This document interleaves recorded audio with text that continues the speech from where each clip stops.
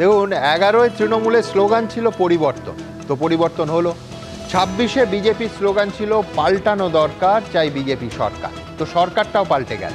কিন্তু সরকার পাল্টালেও যেটা তখন পাল্টায়নি সেটা এবারও পাল্টালো না, রাজনৈতিক ছত্রছায়ায় তোলাবাজদের দাপট। সে দাপট এমনই যে ক্ষমতা বদলের 3 মাসেই সেটা স্বীকার করতে হচ্ছে রাজ্য বিজেপির শীর্ষ নেতৃত্ব। প্রথম প্রশ্ন, আমাদের বহু নেতাই তোলাবাজির মধুতে আসক্ত বলছেন দিলীপ ঘোষ। প্রমোটারদের সঙ্গে যোগাযোগ করলে রেয়াত নয়, হুঁশিয়ারি শ্রমিক ভট্টাচার্যের। কড়া বার্তা দিচ্ছেন সবাই, তাহলে গ্রেফতার এখনো শূন্য কেন? দ্বিতীয় প্রশ্ন, কোথাও টাকার বান্ডিলের সামনে বসে বিজেপি নেতা, কোথাও বিজেপি নেতাদের বিরুদ্ধেই তোলাবাজির অভিযোগ। তবে কি ক্ষমতায় আসা 3 মাসের মধ্যেই তৃণমূলের তোলাবাজি সিন্ড্রোমে আক্রান্ত বিজেপিও? তৃতীয় প্রশ্ন, কালেকশন মাস্টার হয়ে মানুষের বাঁচা মুশকিল করে দিচ্ছে আমাদের নেতারা। তোলাবাজি নিয়ে মুখ খুললেন জিতেন্দ্র তিওয়ারি। এভাবে চললে আদৌ লগ্নি আসবে তো?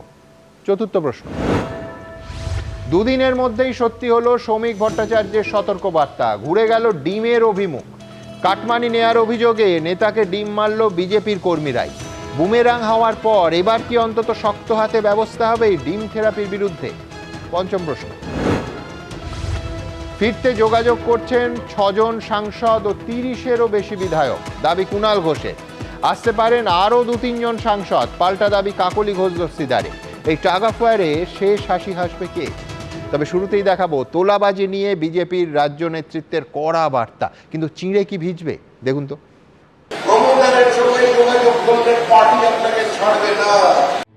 রাজনীতির রং পাল্টেছে, সরকার পাল্টেছে, কিন্তু তোলাবাজির সংস্কৃতি কি পাল্টেছে? তোলাবাজির অসুখ কি সেরেছে? তোলাবাজি সংস্কৃতি এত সহজে উঠে যাবেন ভাবার কোনো কারণ নেই। আমাদের বহু নেতা আছেন যারা নূতন এই মধুতে আসক্ত হয়ে যাচ্ছেন। তৃণমূল আমলে প্রায় প্রতিদিনই সিন্ডিকেট, তোলাবাজি, কাটমানি শব্দগুলো শোনা যেত। নতুন সরকারের আমলে কি তা পুরোপুরি বন্ধ হয়েছে, নাকি বর্তমান সরকারের অস্বস্তিও বাড়ছে? 48 ঘন্টার মধ্যে বিজেপি রাজ্য সভাপতি শ্রমিক ভট্টাচার্যের একের পর এক বার্তায় এই প্রশ্নই ক্রমশ জোরালো হচ্ছে। সমস্ত কিছুর সমাধান করা যায়নি। আমি আমার দলের পক্ষ থেকে যদি দাঁড়িয়ে আপনাদের সামনে বলি যে আমি সমস্ত জায়গায় এক্সটর্শন বন্ধ করে দিতে পেরেছি, ভুল বলছি। বিচ্যুতি আছে। একটা পদ্ধতির মধ্য দিয়ে মানুষ দীর্ঘদিন চলে গেছে, একটা ইজি মানির মধ্য দিয়ে একটা সিন্ডিকেট তৈরি হয়েছে। ক্ষমতার পট পরিবর্তনের সঙ্গে সঙ্গে সমস্ত পরিমণ্ডল যে বদল হয়ে গিয়েছে এরকম নয়। যে পুলিশই হোক আর সে বিজেপির কোন নেতাই হোক, কাউকে প্রোটেকশন দিতে গেলে আর মিউনিসিপ্যালিটি অফিসে যাতায়াত বাড়িয়ে দিলে পার্টি তার বিরুদ্ধে ব্যবস্থা নেবে। যা করবে সরকার করবে, পার্টি কিন্তু আপনাকে রেয়াত করবে না। তোলাবাজি রুখতে বার্তা দিতে হচ্ছে প্রাক্তন রাজ্য সভাপতি থেকে হেভিওয়েট মন্ত্রীকেও। তোলাবাজি সংস্কৃতি এত সহজে উঠে যাবেন ভাবার কোনো কারণ নেই। পুলিশকেও বলা হয়েছে এরকম কমপ্লেন নিলে তাদেরকে অ্যারেস্ট করা, ব্যবস্থা নেওয়া, এবং সেই তোলাবাজরাই আমাদের অনেক লোকের সঙ্গে চিপকে গেছে। আমাদের বহু নেতা আছেন যারা নূতন এই মধুতে আসক্ত হয়ে যাচ্ছেন, কিন্তু পার্টিও নজর রেখেছে। সবাইকে কি আমরা ডিটারজেন্ট আর ওয়াশিং মেশিনে ধুয়ে এনেছি তা তো নয়। আজকে সরকার এসছে, তার মধ্যে অনেকে আছে তারা ভাবছে যে আমি এটা করে এবার রোজগার করব। সামনে একটা কথা বলবো, ভিতরে বলবো না না তোলাবাজি করো, 70-30 হিসেবে 70 5 নম্বর সল্টলেকে পাঠিয়ে দেবে আর 30 তুমি রাখবে। এই ডিলিং গুলো আগের সরকারের মতো আমরা করি না। তোলাবাজি বন্ধ নিয়ে বিজেপির শীর্ষ নেতাদের এই বারবার বার্তাকেই কটাক্ষ করছে তৃণমূল। 3 মাস হয়নি একটা সরকারের, সেখানে শীর্ষ নেতৃত্বকে বলতে হচ্ছে তোলাবাজি নয়, তোলাবাজি নয়, তোলাবাজি নয়। তাহলে আপনারা এইটা প্রমাণ করে দিচ্ছেন যে বিজেপি এই একটা বড় অংশ এই তোলাবাজিতে ঢুকে গেছে। তৃণমূলের সময় যে 2-3 জন তোলাবাজিতে নাম করেছিল তাদের থেকে তোলা তুলছে। শুধুমাত্র বিজেপির শীর্ষ নেতৃত্বের বার্তায় কি আদৌ তোলাবাজি বন্ধ হবে? পুলিশ প্রশাসন শুরু থেকে ব্যবস্থা না নিলে কি পরিস্থিতি আরো জটিল হতে পারে? বিজেন্দ্র সিংহ, আশাবুল হোসেন ও ব্রতদীপ ভট্টাচার্য রিপোর্ট, এবিপি আনন্দ। দেখুন, পশ্চিমবঙ্গে সরকার বদলেছে, শাসকের ঝান্ডার রং বদলেছে, নবান্ন নীল সাদা থেকে গেরুয়া হয়েছে না, কিন্তু তোলাবাজি বন্ধ হয়নি। আর বন্ধ যে হয়নি এটা শুধু মানুষের অভিজ্ঞতা বলছে বা বিরোধীদের অভিযোগ বলছে তা নয়, এটা প্রকাশ্যে বলছেন খোদ বিজেপি রাজ্য সভাপতি থেকে মন্ত্রিসভার দুজন গুরুত্বপূর্ণ সদস্য। অর্থাৎ পার্টির লোকেরাই যে ডাবল ইঞ্জিন সরকারটা তৈরি হওয়ার 3 মাসের মধ্যে চুটিয়ে তোলাবাজি করছে, এটা দলের বর্তমান রাজ্য সভাপতি থেকে প্রাক্তন রাজ্য সভাপতি দুজনেই মানছেন এবং প্রকাশ্যে বলছেন। দেখুন, সত্যি স্বীকারের সৎ সাহস অভিনন্দনযোগ্য। কিন্তু আমার প্রথম প্রশ্নটা তো ডেডলাইন নিয়ে। দিলীপ ঘোষ বলছেন 6 মাস যেতে দিন, পার্টি সব হিসেব করবে।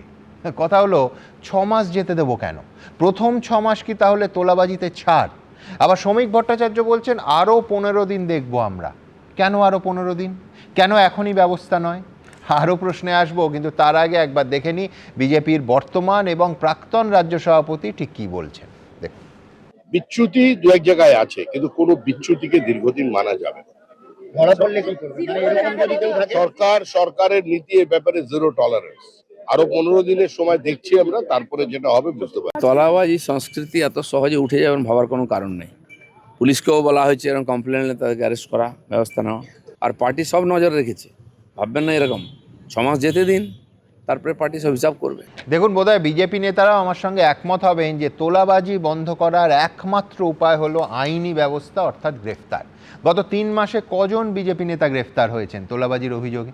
আচ্ছা, বিজেপি নেতা বাদ দিন, কজন ভালো তৃণমূল গ্রেফতার হয়েছেন তোলাবাজির দায়? উত্তর হলো 0। আর প্রশ্নটা এইখানে। বিজেপির প্রতিনিধি স্বপনদা বলতেই পারেন যে ক্ষমতায় আসার পরও তোলাবাজির অভিযোগে বিজেপি কিন্তু একাধিক নেতাকে দল থেকে বহিষ্কার করেছে, একদম ঠিক। কিন্তু দলের বকুনি, ব্যবস্থা, শোকজ বা সাময়িক বরখাস্ত হওয়া তো আইনি শাস্তি নয়। ধরুন, এই 17ই জুলাই এক নেতাকে তোলাবাজির অভিযোগে বিজেপি সাময়িকভাবে বরখাস্ত করেছে, একেবারে অফিসিয়ালি। শ্রমিক ভট্টাচার্যকে সিসিতে রেখে প্রতাপ বন্দ্যোপাধ্যায়, তিনি শৃঙ্খলা রক্ষা কমিটির প্রমুখ, তিনি একেবারে সাময়িক বরখাস্ত করছেন। কিন্তু তার বিরুদ্ধে পুলিশ কি তদন্ত শুরু করেছে? গ্রেফতার করা হয়েছে একজনও বিজেপি নেতাকে। তোলাবাজি নামক অপরাধটা যদি কেউ করে থাকে, তাকে তো শাস্তি দেবে দেশের আইন। আবার বলছি, তদন্ত করবে, প্রয়োজনে গ্রেফতার করবে পুলিশ। হ্যাঁ, তোলাবাজটি বিজেপি নেতা হলেও। স্বপনদা মানবেন? না, একটা জিনিস সেটা পরিষ্কার বলে দিই, আমাদের দল সম্পর্কে সাধারণ মানুষের একটা ধারণা আছে যে বিজেপি একটা অন্য ধরনের দল, এ পার্টি উইথ ডিফারেন্স। আমরাও তো এই ক্লেমটা করি, সব জায়গায় করি, এ পার্টি উইথ ডিফারেন্স। তৃণমূল কংগ্রেসের যদি আমলে কোনো কিছু ঘটে তো বলতে হয়তো তৃণমূলের কালচার, ওটা তৃণমূল এটা করে। কংগ্রেস আমলে একই জিনিস, সিপিএমের আমলে ওদের দল থেকে নিয়ন্ত্রিত করাপশান, এসব কথা মানুষ বলতো। কিন্তু আমাদের সম্পর্কে তো প্রত্যেকেরই ধারণা যে এই দলটা ব্যতিক্রমী দল। তো কোনো একটা অভিযোগ যেগুলো নিয়ে একটা শোকজ ডেটা তুমি দেখালে, আমি তোমাকে বলে দিই, এটা আমাদের একটা ডিএসসি বা ডিসিপ্লিনারি অ্যাকশন কমিটি আছে। তো তার চেয়ারম্যান হচ্ছে প্রতাপ ব্যানার্জি। সিস্টেমটা হচ্ছে পার্টির মধ্যে কারোর বিরুদ্ধে কোনো অভিযোগ যদি আসে, সেই অভিযোগটা জেলা সভাপতির কাছে দিতে হবে, জেলা সভাপতি সেটাকে ফরওয়ার্ড করবে রাজ্য সভাপতির কাছে, রাজ্য সভাপতি সেটা ডিএসসির কাছে পাঠাবে যে তোমরা দেখো, তদন্ত করে এর সারবত্তা কী আছে। তো ওর কাছে অভিযোগ যাওয়ার সঙ্গে সঙ্গে প্রাথমিক কাজ হচ্ছে পার্টি থেকে তাকে শোকজ করা, এবং শোকজের সঙ্গে সঙ্গে যতক্ষণ পর্যন্ত এটা তদন্ত শেষ না হবে ততদিন পর্যন্ত তুমি পার্টির কোনো কাজ করতে পারবে না, তোমাকে পার্টির কাছ থেকে সাসপেন্ড করা হলো। আমি দুটো কথা বলবো স্বপনদা। আমার মূল প্রশ্ন, এইটা তদন্ত করা তো পার্টির কাজ নয়। তোলাবাজি একটা ক্রাইম, এবং সেই ক্রাইম যদি হয় তার তদন্তের দায়িত্ব হচ্ছে পুলিশের। পুলিশে অভিযোগ হয়েছে কিনা, পুলিশ তদন্ত শুরু হয়েছে কিনা, যা মানুষ তো এইটা জানতে চায়। ধরুন আমি একটা উদাহরণ দিচ্ছি ছোট্ট, আপনি বলবেন পার্টি উইথ দ্য ডিফারেন্স অন্য দল, কিন্তু আমাদের রাজ্যের যারা শাসক দল ছিল তাদেরও একটা শৃঙ্খলা রক্ষা কমিটি ছিল, এবং একটা সময় সেই শৃঙ্খলা রক্ষা কমিটি যারা দুর্নীতির অভিযোগের তদন্ত করত, তার মাথায় ছিলেন পার্থ চট্টোপাধ্যায়। সুতরাং শৃঙ্খলা রক্ষা কমিটি কি হয় সেটা রাজ্যের মানুষের একটা বাস্তব অভিজ্ঞতা আছে। এইবার আপনাকে বলতে হবে যে, আমি আবার বলছি যে আপনি দেখুন, পার্টি একটা যদি ন্যূনতম প্রমাণ ছাড়া একজন নেতাকে তো হঠাৎ করে সাময়িকভাবে বরখাস্ত করবে না, নিশ্চয়ই তার বিরুদ্ধে প্রমাণ আছে। আমার প্রশ্নটা আবার খুব পরিষ্কার, পুলিশে কি আপনারা জানিয়েছেন? পুলিশ তদন্ত করছে, তার কারণ ক্রিমিনাল অফেন্স হলে তো পুলিশ ইনভেস্টিগেট করবে।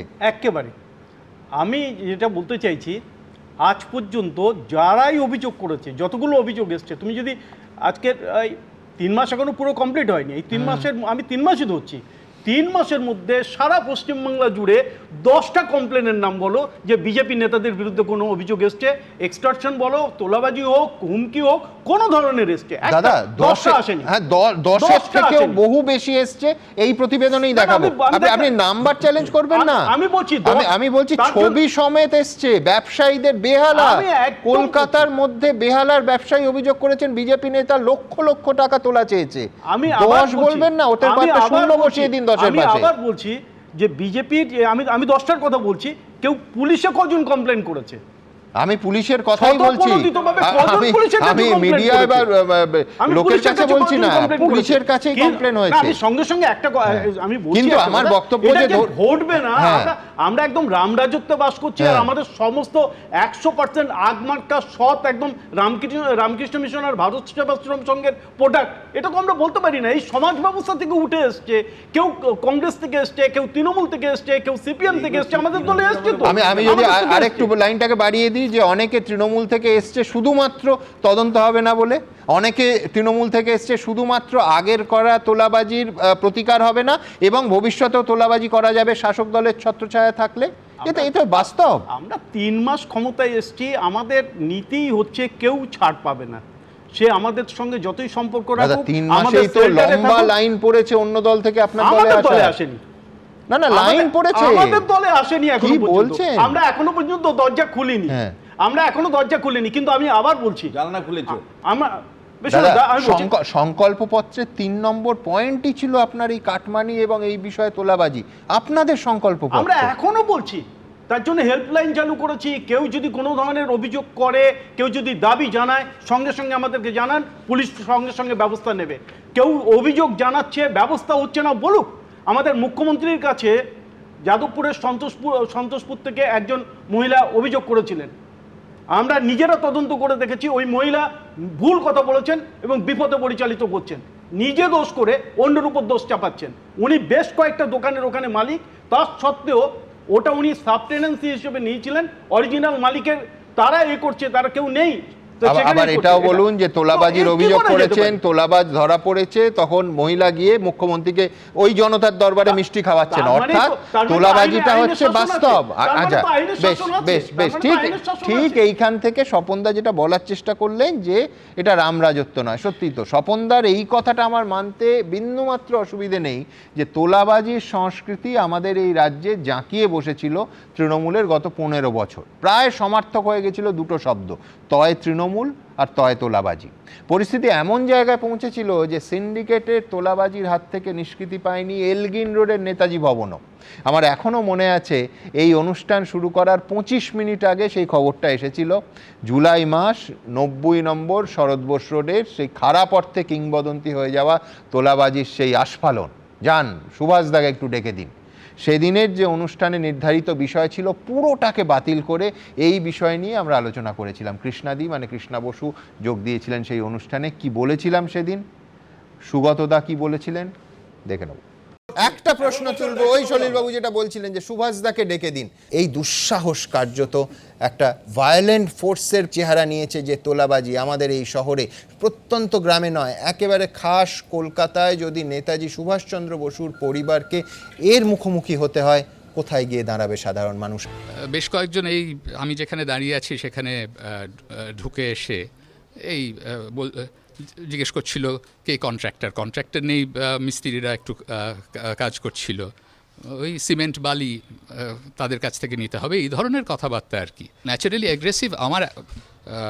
আমি যখন ফোনে কথা বলছি আমার মার সঙ্গেও খুব উদ্ধতভাবে কথাবার্তা বলেছিল, এইটুকুই। ওই বলেছি যে I am concerned about the safety of my mother. It was an attempted extortion. কোনো সন্দেহ নেই যে তৃণমূল আমলে তোলাবাজি একেবারে প্রাতিষ্ঠানিক চেহারা নিয়েছিল। গতকালও মালদায় যে টাকা স্তূপ আপনারা দেখেছেন এবিপি আনন্দে, শোনা যাচ্ছে তারও নাকি তৃণমূল কানেকশন আছে। কিন্তু আমার কথা হলো, জামানা পাল্টালেও কাঁড়ি কাঁড়ি টাকা স্তূপের ছবিটা তো পাল্টালো না। ধরুন উত্তর 24 পরগনার বাদুড়িয়ায় দেখা যাচ্ছে বিজেপি নেতাদের সামনে রাখা ওই কাঁড়ি কাঁড়ি 500 টাকার নোটের বান্ডিল। বেহালায়, যেটা স্বপনদাকে বলছিলাম, বিজেপির মণ্ডল সভাপতি হুবহু নাকি তৃণমূলের কায়দাতেই লক্ষ লক্ষ টাকা চাইছেন প্রমোটারের কাছ থেকে, এবং স্বপনদাকে জানিয়ে রাখি পুলিশে অভিযোগ হয়েছে হাওড়া সদরের বিজেপি সম্পাদকের বিরুদ্ধে লক্ষ লক্ষ টাকা তোলাবাজির অভিযোগে, আবার বলছি, পুলিশে গেছেন একজন ব্যবসায়ী। অর্থাৎ বটম লাইন একটাই, এই রাজা আসে ওই রাজা যায়, জামা কাপড়ের রং বদলায়, দিন বদলায় না। তাহলে আমরা কি এটা ধরে নেব যে বীরেন্দ্র চট্টোপাধ্যায় এখনও প্রাসঙ্গিক? বিশ্বনাথ দা, শুনুন, আমার খারাপ লাগছে এই কারণে যে এত তাড়াতাড়ি এই তোলাবাজি নিয়ে কথা বলতে হচ্ছে, এবং কখন বলতে হচ্ছে যখন মুখ্যমন্ত্রী চেষ্টা করছেন এ রাজ্যে শিল্প আনতে। আপনার স্টুডিওতেই গত সপ্তাহে আমি বলেছিলাম যে বহুদিন পরে শিল্প নিয়ে কথা বলছি, বিনিয়োগের একটা চেষ্টা মুখ্যমন্ত্রী করছেন, একাধিক জায়গায় শিলান্যাস হয়েছে, কারখানা সম্প্রসারণের উদ্যোগ নিয়েছেন, একটা রাজ্যে বেকারত্ব দূর করবার একটা উদ্যোগ অন্ততপক্ষে শিল্পায়নের মধ্যে ঘটছে। কিন্তু এই শিল্পায়ন কি করে হবে যদি তোলাবাজি চলে? এই শিল্পায়ন কি করে হবে যদি আগের মানে তৃণমূল কংগ্রেসের যে তোলাবাজি সংস্কৃতি ছিল সেটাই যদি বজায় থাকে? তাহলে আমি তো বলবো যে মানে আশা দেখছি শিল্পায়ন নিয়ে, কর্মসংস্থান নিয়ে, আমার তো সেই আশা অল্প সময়ের মধ্যে মনে হয় বিলীন হয়ে যেতে পারে। আমি প্রশ্ন রাখতে চাই সুমনদা, এটা কিন্তু দিলীপ ঘোষ 6 মাস দিচ্ছেন সময়, বা শ্রমিক 15 দিন সময় দিচ্ছেন, এটাই কিন্তু আমার ভয়ঙ্কর ভয়ের জায়গা। একদিনও কেন সময় দেওয়া হবে? যারা তোলাবাজি করছে এই মুহূর্তে তাকে অ্যারেস্ট করতে হবে, এবং পুলিশকে দিয়ে অ্যারেস্ট করতে হবে। সেটাই তো জিরো টলারেন্স, মানে তো তাই, একদম তাই। মানে আপনি 6 মাস, দিলীপ ঘোষ বলছেন 6 মাস সময় দেখুন, আপনারা শ্রমিক বলছে মানে 15 দিন দেখুন। আমার প্রশ্ন, ইমিডিয়েটলি আপনারা কেন মানে পুলিশ প্রশাসন অ্যাক্ট করে তার যারা চাইছেন মানে তোলা চাইছেন তাদেরকে অ্যারেস্ট করুক? এটা কেবলমাত্র রাজ্য স্তরের নেতারা বলছেন তা নয়, মানব গুহ তাদের একজন এমএলএ ভিডিও করে বলছেন বা প্রেস কনফারেন্স করে বলছেন এই অঞ্চলের তোলাবাজি হয়েছে। এই মানে তোলাবাজির কথা তো জিতেন একদম দেখাবো এই অনুষ্ঠানে। মানে আমি বলছি যে ধারাবাহিকভাবে বিজেপির লোকরা বলছে যে কিভাবে এক্সটর্শন হচ্ছে, কিন্তু এটা কিন্তু বুঝতে হবে সুমনদা, এই কালচারটা কিন্তু অ্যাকচুয়ালি প্রমোট করছে কিন্তু নরেন্দ্র মোদী, অমিত শাহরা। কেন আমি বলছি এই কথাটা? দেশের স্বার্থের নাম করে তৃণমূল কংগ্রেসের যারা অভিযুক্ত, তৃণমূল কংগ্রেসের সাথে যারা যুক্ত ছিলেন, যাদেরকে বিজেপি একসময় বলছিলেন যে এরা দুর্নীতিগ্রস্ত, সেই সমস্ত একটা বড় অংশকে দেশের স্বার্থের নাম করে নরেন্দ্র মোদীরা এনসিপিআই দলে নিচ্ছে। আর এরাজ্যে আবার কন্ট্রোল বিরোধী ঋতব্রতর নেতৃত্বে হচ্ছে, যেখানে একের পর এক এমএলএ এর বিরুদ্ধে অভিযোগ আছে, স্বয়ং মুখ্যমন্ত্রী অভিযোগ করে প্রকাশ্যে অভিযোগ করে ব্যবস্থা নিতে পারেননি। তাহলে, এবং এটা শুধু পশ্চিমবাংলার ক্ষেত্রে ঘটেছে তা নয়, আপনি মহারাষ্ট্রে যান, একইভাবে দুর্নীতিগ্রস্ত নেতাদেরকে বিজেপি নিয়েছে। আপনি রাজস্থানে যান, আপনি আসামে যান, সমস্ত দুর্নীতিগ্রস্ত বিভিন্ন দলের যারা নেতা তাদেরকে বিজেপি দলের মধ্যে নিয়েছে, সংখ্যা বাড়িয়েছে, কাউকে মুখ্যমন্ত্রী করেছে, কাউকে বিভিন্ন দায়িত্ব দিয়েছে। তাহলে দুর্নীতি মানে এটা ঠিক যে বাজপেয়ী দুর্নীতির সাথে আপোষ না করে, কারোর সাথে আপোষ না করে 1 ভোটে হেরে গেছিলেন, কিন্তু তারপরেও মেরুদণ্ড সোজা রেখেছিলেন। নরেন্দ্র মোদী 303টা আসন পেতে পারেন, অনেকবার ক্ষমতা দখল করতে পারেন, কিন্তু বাজপেয়ীর মতন নীতি নৈতিকতা রেখে কিন্তু বিজেপি দলটা পরিচালনা করছেন না। তিনি যে দুর্নীতির উপর ভিত্তি করে বা দুর্নীতিকে আশ্রয় বলে যাদেরকে দাগাচ্ছেন, তাদেরকেই দলের মধ্যে নিয়ে তিনি বিজেপির শ্রীবৃদ্ধি করছেন। বাজপেয়ী কিন্তু সেদিন করেনি, আমি আপনাকে মনে করতে চাই। দ্বিতীয় যে বিষয়টা, সেটা হলো যে তোলার একটা সাপ্লাই লাইনও পশ্চিমবাংলায় আছে, এটা ফ্যাক্ট। আমরা যেমন নেতাদের কথা বলছি সুমনদা, একই সাথে আপনাকে বলতে চাই যে এ রাজ্যে একটা কালচার হয়ে গেছে। আমাকে উত্তর কলকাতার এক বিজেপি এমএলএ, আমি নামটা নিচ্ছি না, তিনি আমাকে বললেন যে বিশ্বনাথ দা, আপনারা তো টেলিভিশনে কেবলমাত্র নেতাদের টাকা নিতে দেখেন, কিন্তু মানে প্রমোটার থেকে শুরু করে বিভিন্ন ব্যবসায়ীরা আমার বাড়িতে এসে টাকা নিয়ে এসছে। আমি বললাম টাকা নিয়ে এসছেন কেন? বললেন না, এটা আপনি পান, আপনারা তো এমএলএ, আপনারা পান। মানে এমএলএরা পায়, তার মানে এরা টাকা, এই প্রমোটার থেকে শুরু করে বিভিন্ন ব্যবসায়ীরা গিয়ে বিজেপি নেতাদের টাকা দিতে চাইছে যে তার বিনিময়ে তার ব্যবসাটা যাতে নিশ্চিন্ত থাকে, তার বিনিময়ে তিনি জানি পুলিশের প্রোটেকশনটা পায়। এবং এখানে আমি প্রশ্ন তুলতে চাই যে মানে আপনারা নেতাদের দুর্নীতির দিকে তাকাচ্ছেন, কিন্তু তৃণমূলের আমলে যে সমস্ত পুলিশ আধিকারিক, যে সমস্ত আইএস অফিসাররা বা ডাব্লিউবিসিএস অফিসাররা যারা দুর্নীতিকে প্রশ্রয় দিয়েছে, আশ্রয় দিয়েছে, তারা তোলা তুলেছে, তাদের বিরুদ্ধে কয়টা ব্যবস্থা নেওয়া হয়েছে? তাদের বিরুদ্ধে তো বহু জায়গায় ব্যবস্থা নেওয়া হয়েছে। এমনকি আমি আপনাকে বলছি, এমনকি এই কথাটাও মানে ব্যবসায়ীদের বলা হচ্ছে, আপনি তো তৃণমূলের আমলে 2 লাখ টাকা দিতেন, এখন দিতে আপনার অসুবিধে কোথায়? তৃণমূলের আমলে আপনি তো 2 লাখ টাকা দিয়ে অভ্যস্ত ছিলেন, আজকে হঠাৎ করে আপনি অস্বীকার করছেন কেন দিতে?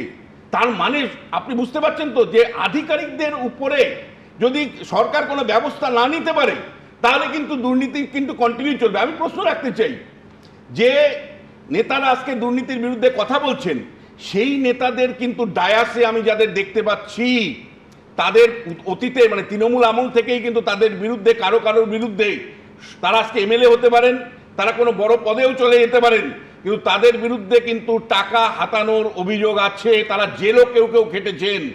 ফলে আপনি জেল খাটা লোককে মঞ্চে নিয়ে ভাষণ দিবেন যে দুর্নীতিমুক্ত হবে বা তোলাবাজি বন্ধ হবে, সেটা কিন্তু হবে না। ভাষণের থেকেও কিন্তু আমরা চাই কার্যকারী উদ্যোগ। এবং সরকারকে কিন্তু আমি বলছি, সুমনদা, আমি অনুরোধ করব যে একটা সম্ভাবনা, শিল্পের সম্ভাবনা যেই সরকার তৈরি করতে পেরেছে, সেই সরকারের উচিত দুর্নীতি দমনের জন্য যে প্রাতিষ্ঠানিক উদ্যোগগুলো, বারবার যেটা আপনার স্টুডিওতে আমি 2-3টে জায়গায় বলি, একটা হলো মানে লোকায়ুক্ত প্রতিষ্ঠানটাকে ডিসেন্ট্রালাইজ করে একেবারে লোকাল লেভেলে নিয়ে আসা, 2 হলো যে সার্ভিলেন্সের যে জায়গাগুলো আছে একদম পরিষ্কার করে, যে বিভিন্ন কমিটি কমিশনগুলো যেগুলো যারা এই দুর্নীতি দমনের জন্য কাজ করে, তাদেরকে শক্তিশালী করা আর ট্রান্সপারেন্ট ওয়েতে যাতে কাজ হয়। আমি স্বপনদার কাছে যাব, তার আগে বলবো, দেখুন, জিরো টলারেন্স মানে কি? জিরো ডিলে, সেটা কি আদৌ হচ্ছে? স্বপনদা খানিকক্ষণ আগে সংখ্যার কথা বলছিলেন 10-এর বেশি। আমি বলছি 10-এর কত বেশি স্বপনদা নিশ্চয়ই জানেন, খোঁজ নিলেই বুঝতে পারবেন। পুলিশে জমা পড়া অভিযোগ শুধু 4ঠা মের পর কত। আমি বলছি যে ধরনের অফিসিয়াল ব্যবস্থা নেওয়ার, আবার বলছি আমি ব্যবস্থা নেওয়াকে আমি ধন্যবাদ জানাবো বিজেপি পার্টিকে, কিন্তু স্বপনদা সংখ্যাটা হচ্ছে তোলাবাজি সহ বিভিন্ন অভিযোগে বিজেপিকে ব্যবস্থা নিতে হয়েছে বা তাদের উত্তর চাওয়া হয়েছে, বা তোলাবাজি সহ অন্য কমপ্লেনও ছিল 412টা। সুতরাং আমি ব্যবস্থা নেওয়াকে আবার বলছি, আমি অভিনন্দন জানাচ্ছি আপনাদের যে ব্যবস্থা নিয়েছেন, কিন্তু এই সংখ্যা 412, অর্থাৎ 10 নয়, ট্রিপল ডিজিটের সংখ্যা চলে গেছে পুলিশ কমপ্লেনের বেসিসে, এটাও জেনে রাখুন। আমি এই এবিপি আনন্দের চ্যানেলে বসেই বলেছি যে আমাদের 373 তখন ছিল, আমি 373টা এরকম অভিযোগ আমাদের কাছে এসছে, তাদেরকে শোকজ করা হয়েছে। আমি বলেছিলাম এখন বাড়তে এটা 412 হয়েছে, কিন্তু আবার 412 থেকে আবার 100 জন আমি কমিয়ে দিচ্ছি, কারণ 100 জনকে আমরা ক্লিন চিট দিয়েছি যে তাদের বিরুদ্ধে যে অভিযোগগুলো করা হয়েছে সে অভিযোগের কোনো প্রমাণ নেই। কিন্তু আমি বলছি, আমি দলীয় সংবিধান নিয়ে মানুষ ইন্টারেস্টেড নন, মানুষ ইন্টারেস্টেড আরো বেশি ভারতের সংবিধান নিয়ে, যে পুলিশ কটা কেসের ব্যবস্থা করলো। সামগ্রিকভাবে বলছি, আমি একদম সামগ্রিকভাবে বলছি যে আমাদের সদিচ্ছা কি আছে সেটা, যে আমাদের যেহেতু প্রথম ক্ষমতায় এসেছি, এর আগে আমরা কোনো পুরসভায় ছিলাম না, কোনো পঞ্চায়েতে ছিলামই না বলতে গেলে, 2-একটা বাদে। সেখানে হঠাৎ ক্ষমতায় আসার পর দীর্ঘদিন যারা আমাদের মধ্যে আছেন বা হঠাৎ যারা বিজেপিতে যুক্ত হয়েছে, সবাই ভেবেছে ক্ষমতায় এলে অনেক কিছু পাওয়া যায়, অনেক কিছু করা যায়।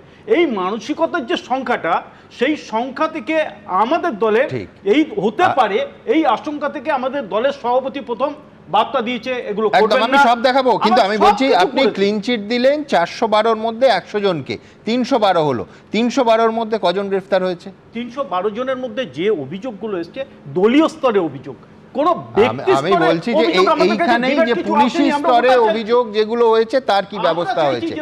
আমি এখানে বেশ, আমি একদম, আপনি বলছেন পুলিশের কাছে অভিযোগ যদি হয় আপনারা পুলিশের কাছে অভিযোগ করুন, আমাদের কাছে অভিযোগ করুন। ঠিক এইখান থেকে আমি দেখাবো যে ওই কাঁড়ি বান্ডিলের ছবিটা দুর্ভাগ্য আমাদের যে পাল্টাচ্ছে না, এবং অভিযোগের যে স্রোত কার্যত একেবারে সেই স্রোত দিনে দিনে আরো শক্তিশালী হচ্ছে। পরের প্রতিবেদন।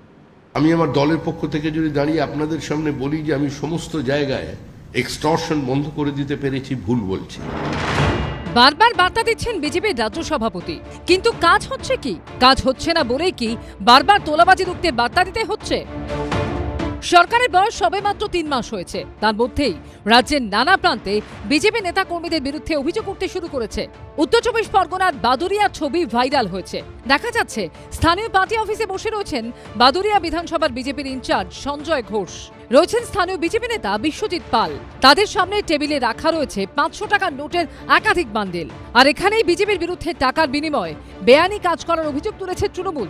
তাদের ফেসবুক পেজে এই ছবি পোস্ট করে লেখা হয়েছে, পরিত্যক্ত চিটফান্ডের অফিসেই দলীয় প্রভাব খাটিয়ে চলছে অবৈধ কারবারের রমরমা। শাসক দলের ক্ষমতার অপব্যবহার করে আর্থিক লেনদেনের বিনিময়ে সমস্ত বেআইনি কাজ করিয়ে দেওয়া হচ্ছে। বিজেপি নেতারা দুর্নীতির আতুর ঘরে পরিণত করেছে সমগ্র বাংলাকে। যদিও তৃণমূলের অভিযোগ খারিজ করে দিয়েছে বিজেপি। এটাকে আমাদের তৃণমূল কংগ্রেস মুগ্ধচোখভাবে নিয়েছে। ভারতীয় জনতা পার্টির নামে যে কালিমালিপ্ত করার চেষ্টা করছে, এর কিন্তু দাদা একটা জায়গা আমরা খুঁজে বের করবই। উত্তর 24 পরগনার দেগঙ্গার বেড়াচাপা 1 নম্বর গ্রাম পঞ্চায়েতের বাসিন্দা বিজেপি কর্মী গৌতম সরকার নিজের জমিতে বাড়ি করতে চেয়েছিলেন। অভিযোগ, তার জন্য 1 লাখ টাকা তোলা চায় স্থানীয় বিজেপির বুথ সভাপতি। সেই টাকা না দেওয়ায় তার জমিতে এইভাবে পুঁতে দেওয়া হয়েছে বিজেপির পতাকা। সুনীল দাস আমাদের বিজেপির সব বুথ সভাপতি। সুনীল দাস ওই জমির জন্য 1 লক্ষ টাকা দাবি করে।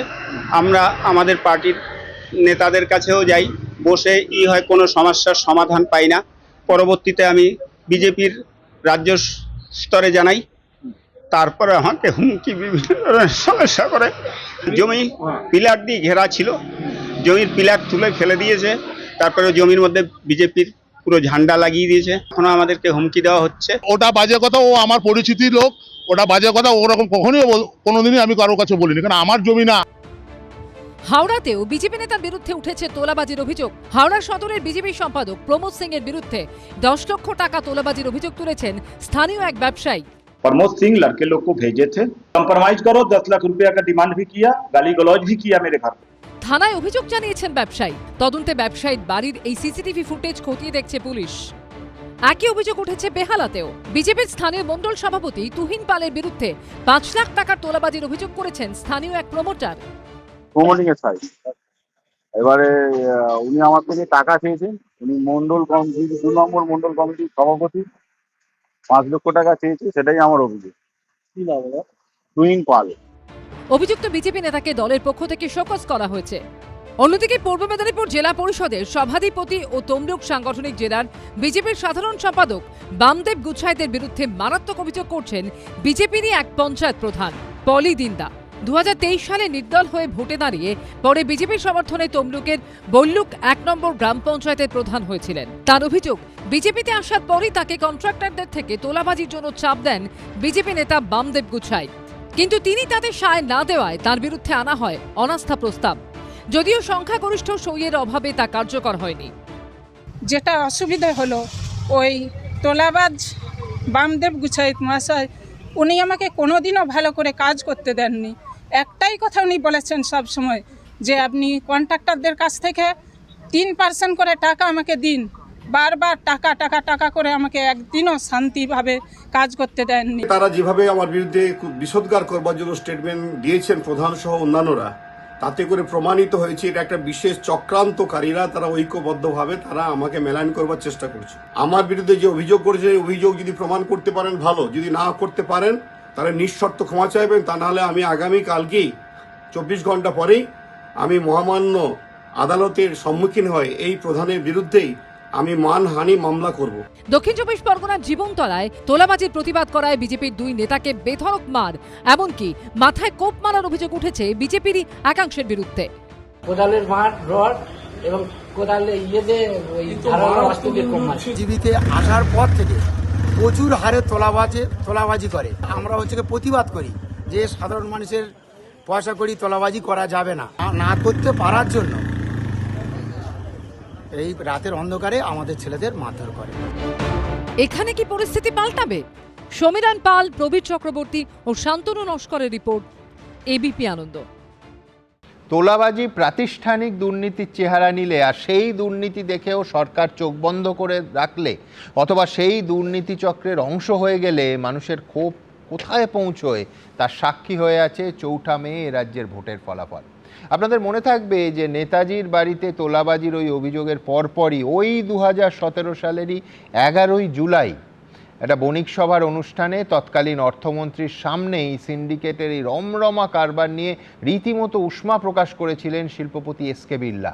তিনি বলেছিলেন যে সিন্ডিকেট হলো একটা বড় সমস্যা, এই সিন্ডিকেট নিয়ে একটা ভয়ের আবহ তৈরি হয়েছে রাজ্য জুড়ে।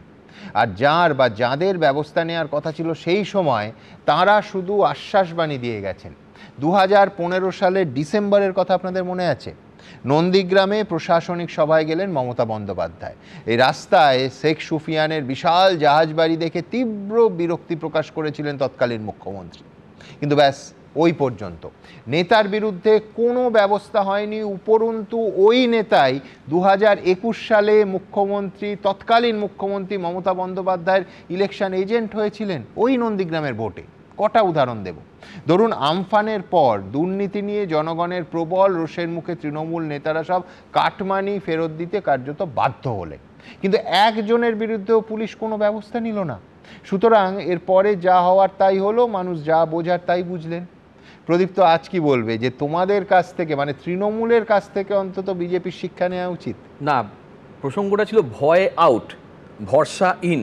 আমি দেখলাম একটা বসন্তের ডালা এলো, মানে চারিদিকে সুন্দর সুন্দর পাতা উঠলো, ঝরা পাতা চলে গেছে, সুন্দর পাতা আসছে, নাতিশীতোষ্ণ পরিবেশ, সেখানে একটা গভর্নেন্স মডেল আসছে, সেই গভর্নেন্স মডেলে হুঙ্কারের রাজনীতি হচ্ছে, যে হুঙ্কারের রাজনীতি একদম আমরা বিধানসভায় দেখতে পাচ্ছি। এই কাগজটা দেখেছেন? এই কাগজটার মধ্যে কিন্তু আমার পরিষ্কার দেখা যাচ্ছে মেয়রের সাইন আছে, মেয়রের। ওই বিল্ডিং ভেঙে পড়েছে, মেয়রও এর সঙ্গে যুক্ত আছে। আরে 90টা সম্পত্তি আপনি করে রেখেছেন, এই 90টা সম্পত্তির কোনো আইনি দলিল ফলিল নেই, কি করছেন কি? সব সাজা হবে। হুঙ্কারের রাজনীতি, হুঙ্কারের রাজনীতি দেখতে দেখতে দেখলাম হঠাৎ সৌমিকবাবু বলছেন না আমরা পাল্টাতে পারিনি। হাতিকা খানে কা দাঁত আলাগ, দিখানে কা দাঁত আলাগ। কেউ বুদ্ধ সেজে আছে, কেউ রুদ্র রূপ নিয়ে নিচ্ছে। সেইখানে দেখা যাচ্ছে দিলীপ বাবু না একদিনে সব সম্ভব না, আমি যতই দামি গাড়ি চড়ি, যতই দামি 2 চাকা চড়ি, আমি পাচ্ছি না হাফ প্যান্ট পরে, যতই আমি এগিয়ে যাই না কেন পাচ্ছি না। আবার তো সব বুঝলাম, কিন্তু এই কথাগুলো তৎকালীন মেয়রের বিরুদ্ধে তোমরা বলতে, যদি তিনি কালীঘাটে আবার ফোঁটা নিতে যেতেন। আমি তো বলছি না, আজকে দূরত্ব তৈরি হয়েছে বলে তোমরা গলা খুলে বলছো।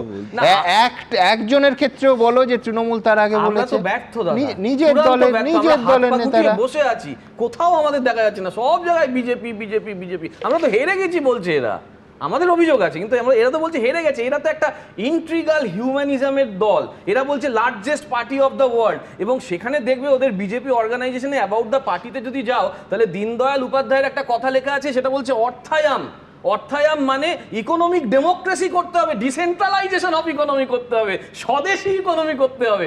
এমন স্বদেশি ইকোনমি করছে যে ওই সেই তোমার বাদুড়িয়া থেকে শুরু করে বেহালা, মধ্যখানে পূর্ব বর্ধমান ঘুরে গেছে। আবার জিতেন দা বলছে ওরা যা করেছে আমরা তো তার বদলে ডাকাতি করছি। আমরা তো বাদুড়িয়া থেকে ধুবুলিয়া কিচ্ছু ছাড়োনি। আমি তো বলছি আমরা তো সেই জন্য এই জন্য বলো না কালচার, তৃণমূল কালচার, বিজেপির কালচারটা তুলে ধরার চেষ্টা করছি। বিজেপির কালচারটা আমি বলছি, আমি শেষ করে দেবো, আমি তুমি বলবে। তুমি এমন ভাবে মানে বিতরণ করছো, তা আমি তোমাকে বলে দিই একটা, তোমরা একবার ধোয়া তুলসী পাতা, তোমাদের বিরুদ্ধে কোনো অভিযোগ ছিল না। আরে ভাই এক সেকেন্ড আমাকে বলতে দাও।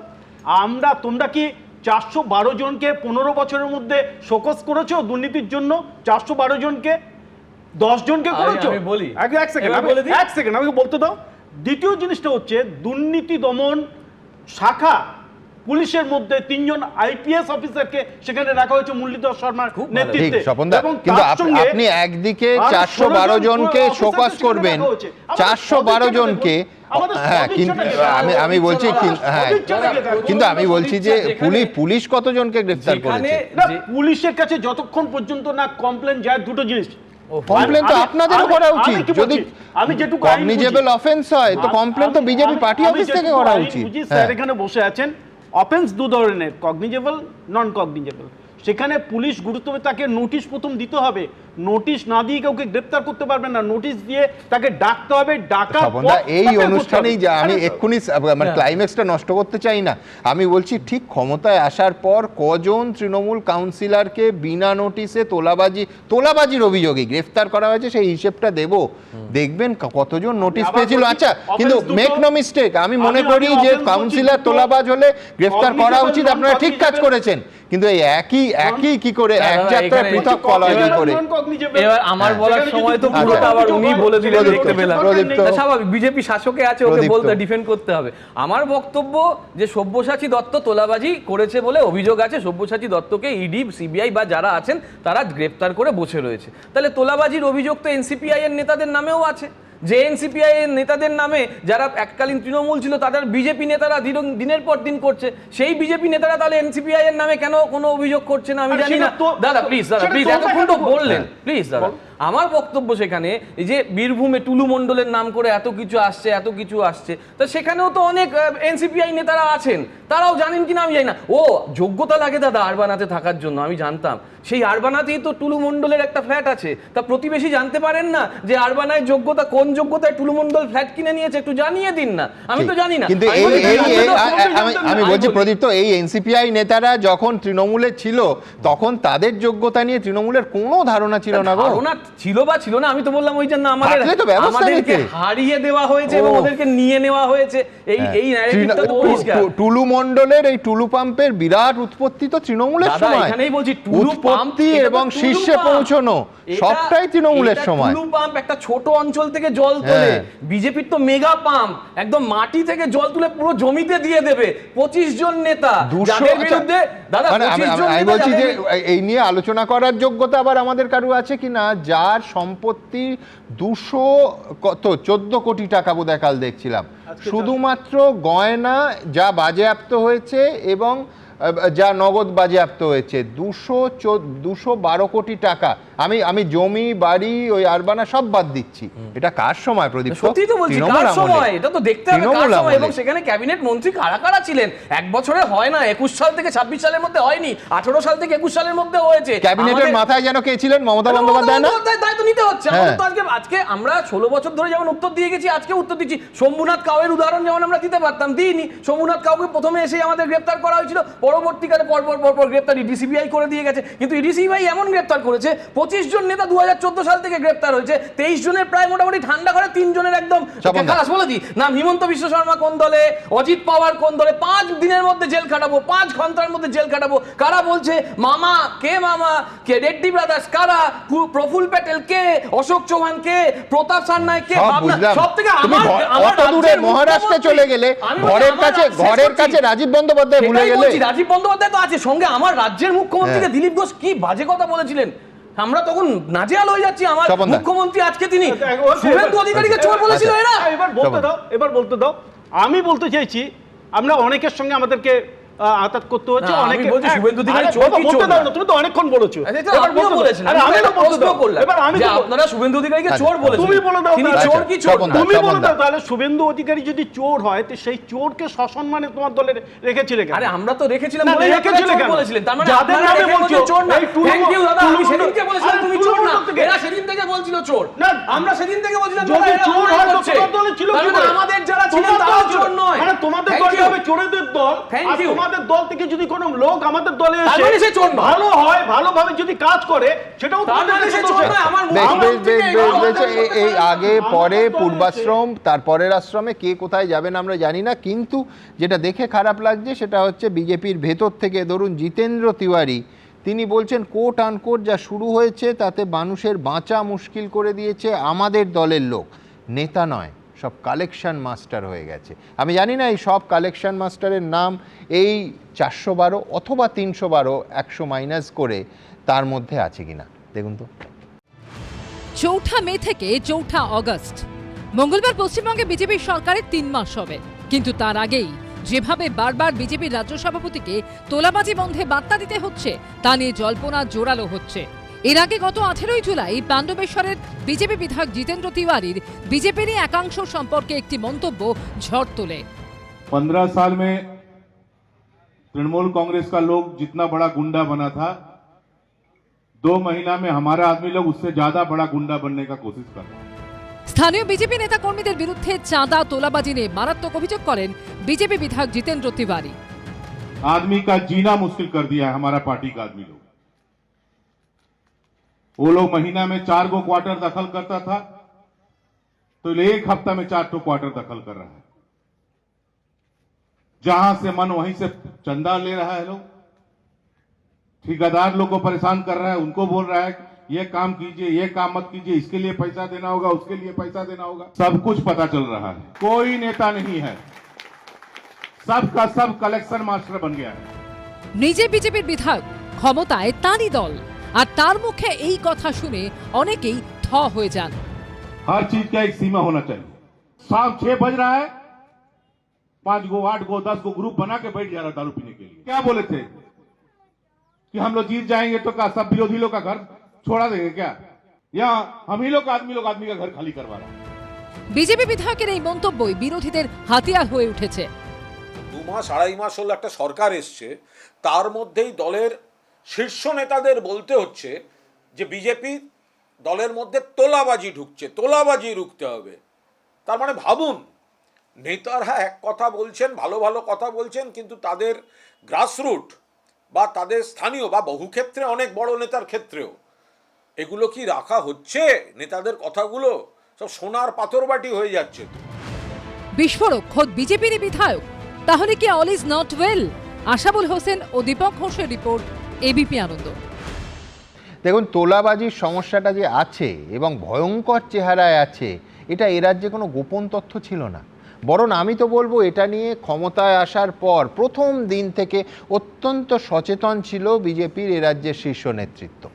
পালা বদলের পরেই আপনারা জানেন, প্রথম এবিপি আনন্দের স্টুডিওতে এসে বিজেপির রাজ্য সভাপতি শ্রমিক ভট্টাচার্য গত 11ই মে তোলাবাজি নিয়ে ঠিক কী বলেছিলেন, আসুন একবার দেখে নিই। শ্রমিক, সিন্ডিকেট রাজ, এই যে তোলাবাজি সিন্ডিকেট রাজ, যেটার বিরুদ্ধে তোমরা প্রতিশ্রুতিপত্র নয় সর্বত্র ঘোষণা করেছো, তোমাকে বলছি, আমি আমার দায়িত্ব নিয়ে বলছি। যেদিন আমরা একটা ল্যান্ডস্লাইড ভিক্টরি পেলাম, পরের দিনই কিছু জায়গায় আমি শুনতে পেয়েছি, আমার কাছে খবর আছে, আমি নাম বলে বলছি না, কিছু প্রমোটারের অফিসে গিয়ে তালা মারা হলো। আচ্ছা। আর তাদের কিছু কিছু সাইট বন্ধ করে দেওয়া হলো। যারা করলেন, যারা এটা করছে, কারা করছে, আমি তো আর আমার পতাকা হাতে নিয়ে করেছে, কিন্তু তাদের আমি চিনি, তারা কেউ বিজেপি নয়। 1-2 বিজেপি কর্মী তাদের সঙ্গে ছিল, তাদের বিরুদ্ধে আমি ব্যবস্থা নিয়েছি। ডেকে বলে দেওয়া হয়েছে যে এটা চলবে না, তাহলে বার করে দেবো পার্টি থেকে। এমনকি আমি একজন পার্টির প্রার্থীকে তাকে ডেকে বলেছি যে তোমার নামে অভিযোগ আসছে, তুমি জয়ী হতে পারেন, এটা আমরা চলতে দেব না।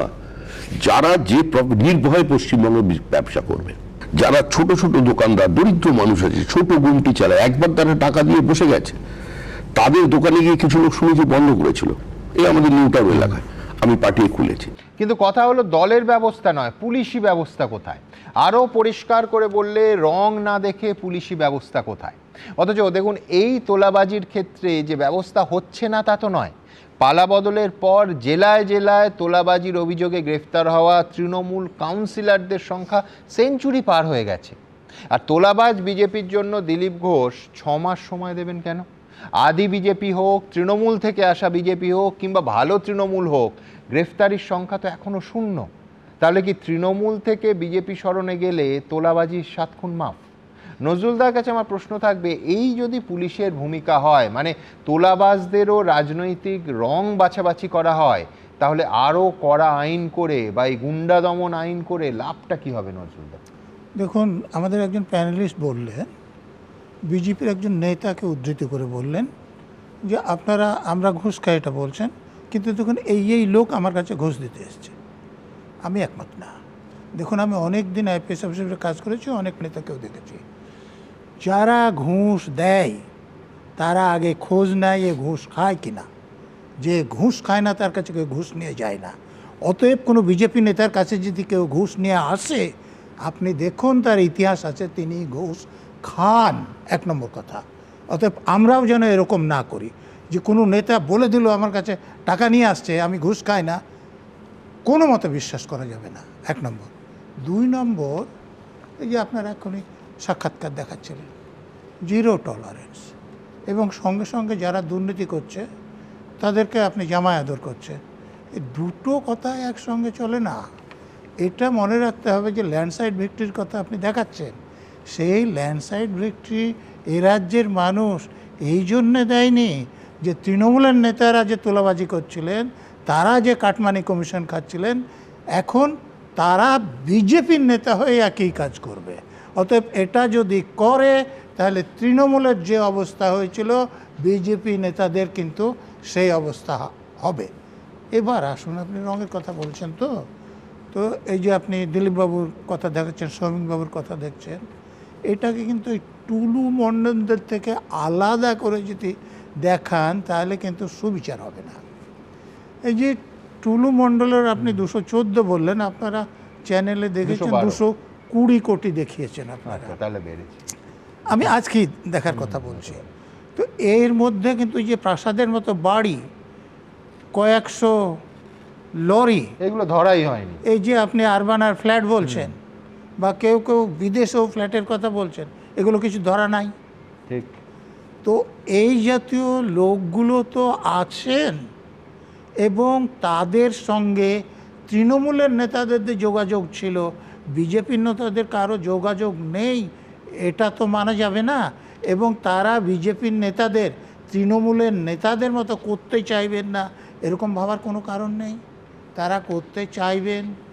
এবং যাদের কাছে, এটা আপনি টুলু মণ্ডলদের কথা বলছেন, যে রাজনীতিবিদরা তারা নিজেদের সেখানে আসতে দেন। হ্যাঁ, আপনি প্রদীপ্ত কথা বলছিল, ঠিক আছে, প্রদীপ্ত যা বলছে পুরোটা ঠিক নয়, কিন্তু এটা তো ঠিক যে আমাদের রাজ্যের মুখ্যমন্ত্রী বিধানসভায় দাঁড়িয়ে কাগজটা দেখিয়ে পুরোপুরি প্রদীপ্ত বললেন না, তিনি বলেছিলেন যে এই প্ল্যানটা ত্রুটিপূর্ণ। কেন ত্রুটিপূর্ণ আমি ভালো করে দেখেছি। দেখুন, কোনো একটা বাড়ি করতে গেলে তার আর্কিটেকচার প্ল্যানিংয়ের সঙ্গে স্ট্রাকচারাল ইঞ্জিনিয়ারিংয়ের কত স্ট্রেংথ দিতে হবে, লোহা কত লাগবে, সিমেন্ট কত লাগবে, পাথরকুচি কত লাগবে, সেগুলো ক্যালকুলেশন দিতে হয়। সেই ক্যালকুলেশন ছিলই না। তো সেই ত্রুটিপূর্ণ প্ল্যান কর্পোরেশনের কারা অনুমোদন করলেন, আর তারা যদি করলেন তো তৎকালীন যে মেয়র ছিলেন ইনি কী করে সই করলেন? তিনি বিধানসভায় এটা বলার পর সেই মেয়র কী করে মুখ্যমন্ত্রীর এখন প্রশংসা করছেন আর বিধানসভায় বসে আছেন? আমি আর একটা উদাহরণ দেখছি, যেটা প্রদীপ্ত বলেছেন। একজনের নাম করে বলছেন, আমি কারো নাম নিচ্ছি না, যে 90টা বেআইনি নির্মাণ আছে। সে নেতা বললেন 90 কেন, তার থেকে বেশি আছে। আপনারা একদম দেখেছেন তো? 90 কি কলকাতা? তাহলে ওই 90-এর বেশি আছে, আমি ছেড়ে দিলাম, 90টা তো আছে, মুখ্যমন্ত্রীর কাছে তার রেকর্ড আছে। একটা বাড়িতে হাত পড়েছে তো আপনি মুখে বলবেন জিরো টলারেন্স, আর যারা অপরাধ করেছে তাদেরকে জামায় আদর করবেন। শুধু তাই নয়, তাকে পরামর্শ দেওয়া হয়েছে আপনি রেগুলারাইজ করে নিন, এটা প্রকাশ্যে প্রায়। তো তাহলে আরো অন্তত 50 জনের সামনে। তো তাহলে তো এই যেটা আপনি দেখছেন যে বিজেপি নেতাদের সামনে নোট, সেগুলো থাকবে। ওই বিজেপি নেতাদের বাড়িতে যে টাকা নিয়ে ঘুষ দিতে আসছে সেগুলো আসবে। এবং আমি বলছি যে পুলিশের রং বলছেন, পুলিশ রং বাঁচে কেন? এই টুলু মণ্ডলের বিরুদ্ধে কোনো ব্যবস্থা নিতে পারবে? মমতা ব্যানার্জি থাকা অবস্থায় পুলিশের ক্ষমতা ছিল? সেরকম মেরুদণ্ডওয়ালা পুলিশ আছে? অনুব্রত মণ্ডল, আমি অন্য লোকের কাছে ছেড়ে দিলাম, থানার একজন ভারপ্রাপ্ত অফিসারকে ফোন করে তার স্ত্রী এবং তার মাকে বলাৎকার করতে ইচ্ছা প্রকাশ করছেন। তো সেই যে ফোন থেকে ফোন করেছিলেন, পুলিশের লোকদের ক্ষমতা হয়েছে সেই ফোনটা সিজ করতে। তো এখনও যদি সেরকম অফিসারদেরই আপনি পদে রাখেন, তাহলে পুলিশ তো রং দেখবি যে কোন নেতা আমাদের পুলিশ মন্ত্রীর কাছে, কোন নেতা আমাদের কোন মন্ত্রীর কাছে, তাদেরকে ধরবেন না? যারা তাদের কাছের নয় তাদেরকে ধরবে। পুলিশের, আমি বলছি পুলিশের আইপিএস অফিসারদের যদি মেরুদণ্ড সোজা থাকে, যদি সৎ সাহস থাকে, কেন বলছি সৎ সাহস থাকে? আমার সার্ভিস অনুসারে আমি এটা জীবনে করে দেখিয়েছি যে কোনো রাজনৈতিক নেতা বা আমার সিনিয়র অফিসার আমাকে বেআইনি কাজ করতে বলে না। বললে বলবো লিখিত দেন, যদি লিখিত দেন দায় তার হবে, যদি না দেন আমি কাজ করলে আমার বিরুদ্ধে কোনো ব্যবস্থা নেওয়া যাবে না। তাহলে এইটা কেন নিশ্চিত করা হচ্ছে না? দেখে সৎ অফিসারদের কেন ভালো পদে বসানো হচ্ছে না? টুলু মণ্ডলকে গ্রেপ্তার করতে এত দিন কেন লাগলো? টুলু মণ্ডল কী করেছে সেটা কি বিজেপির নেতারা জানতেন না? পুলিশের লোকেরা জানতেন না? এখনো গ্রেফতার হয়নি। গ্রেপ্তার হবে কি করে? তার সঙ্গে তো মমতা ব্যানার্জির যেমন যোগসাজশ ছিল, অভিষেক ব্যানার্জির যেমন যোগসাজশ ছিল, রাজ্যের যিনি ডিজি ছিলেন, হোম সেক্রেটারি ছিলেন, তাদেরও তো যোগসাজশ ছিল। কীভাবে ছিল? আপনি তো আজকে যে গ্রেপ্তার করেছেন, আপনারা তো নিজে বলছেন যে কার কাছে কত টাকা যেত। তাহলে যিনি ডিস্ট্রিক্ট ম্যাজিস্ট্রেট ছিলেন, যিনি এসপি ছিলেন, যিনি district land and line reform officer ছিলেন, তাদের বিরুদ্ধে তদন্ত হচ্ছে না কেন? তো আপনি একজন টুলু মণ্ডলের বিরুদ্ধে তদন্ত করবেন, মমতা ব্যানার্জির বিরুদ্ধে তদন্ত করবেন না, আপনি ডিজির বিরুদ্ধে তদন্ত করবেন না, আপনি এসপির বিরুদ্ধে তদন্ত করবেন না, আপনি ডিস্ট্রিক্ট ম্যাজিস্ট্রেট বিরুদ্ধে তদন্ত করবে না। তো তাহলে কি হবে? আগে যা ছিল তাই হবে। এবং একটা মিনিট, একটা জিনিস একমত আমি নজরুলদার সাথে, সেটা হলো যারা মানে টাকা দেয় তারা কিন্তু সমস্ত রাজনৈতিক দলকেই সন্তুষ্ট রাখতে চায়। আমি দেখেছি ভীষণ ভালো সম্পর্ক রাখে এবং তাদের মানে বেআইনি কারবারটা রক্ষা করার জন্য তারা কিন্তু সমস্ত রাজনৈতিক দলের সাথে যোগসূত্র রাখে। এই ধরুন টুলু মণ্ডলের ইস্যুটাকে বলি, আমরা বারবার পুলিশের দিকে আঙুল তুলছি। আমাদের এই দেশে যে সমস্ত সংস্থাগুলো মানি লন্ডারিংয়ের কাজের দায়িত্ব, অর্থাৎ তাদের আটকানোর দায়িত্ব, মানি টেলারিং হয়েছে, মানি লন্ডারিং হয়েছে, টুলু মণ্ডল যখন 100-200 টাকা বা 240 টাকা ঋণ নিয়ে চলে, তার মানে বিপুল পরিমাণে টাকা, বেআইনি টাকা এদিক থেকে ওদিক হয়েছে। তাহলে আমার ইডি কী করেছিল, আমার সিবিআই কী করেছিল, যাদেরকে তৈরি করা হয়েছে এর জন্য? আপনারা দেখাচ্ছেন যে সে 40 কোটি টাকা ট্যাক্স দিয়েছে, ভালো কথা, আরও বেশি দেখ। কিন্তু এই 40 কোটি টাকা ট্যাক্স দেওয়ার জন্য যত কোটি টাকা তিনি আয় দেখাচ্ছেন, সে আয়টা কিভাবে করেছেন? আমি এখান থেকে প্রদীপ্ত আসবো, তার আগে দর্শকদের দেখাবো যে শুধু পুলিশ, ইডি অর্থাৎ রাজ্য বা কেন্দ্রের এজেন্সি নয়, এখন তো দেখা যাচ্ছে যে নাম বললেন না, আমি নাম করেও বলতে পারি যে জাভেদ খানের সম্পর্কে স্বয়ং রাজ্যের মুখ্যমন্ত্রী যা বললেন, আর তারপরের 3 মাস তার বিরুদ্ধে কোনো তদন্ত, কোনো ব্যবস্থা তো দূরের কথা, কোনো তদন্ত কি আদৌ হয়েছে? ধরুন এ বিষয়ে ক্লাসিক্যাল উদাহরণ হচ্ছে প্রকাশচিক বড়াইক।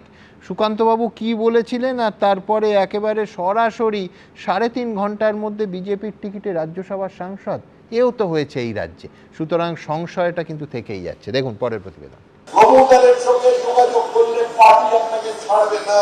আমাদের বহু নেতা আছেন যারা নূতন এই মধুতে আসক্ত হয়ে যাচ্ছেন।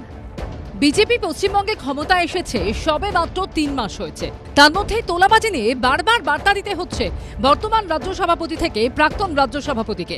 কিন্তু প্রশ্ন উঠছে, শীর্ষ নেতৃত্ব নিচুতলাকে বারবার এই বার্তা দিলেও ওপরতলায় যাদের দলে নিচ্ছেন তাদের সবার রেকর্ড কি ক্লিন? বিজেপি ঘেঁষা বলে যাদের বিরুদ্ধে অভিযোগ, সেই ঋতব্রত তৃণমূলপন্থী বিধায়কদের কারো বিরুদ্ধে কি কোনো ব্যবস্থা নিয়েছেন যাদের বিরুদ্ধে অভিযোগ রয়েছে?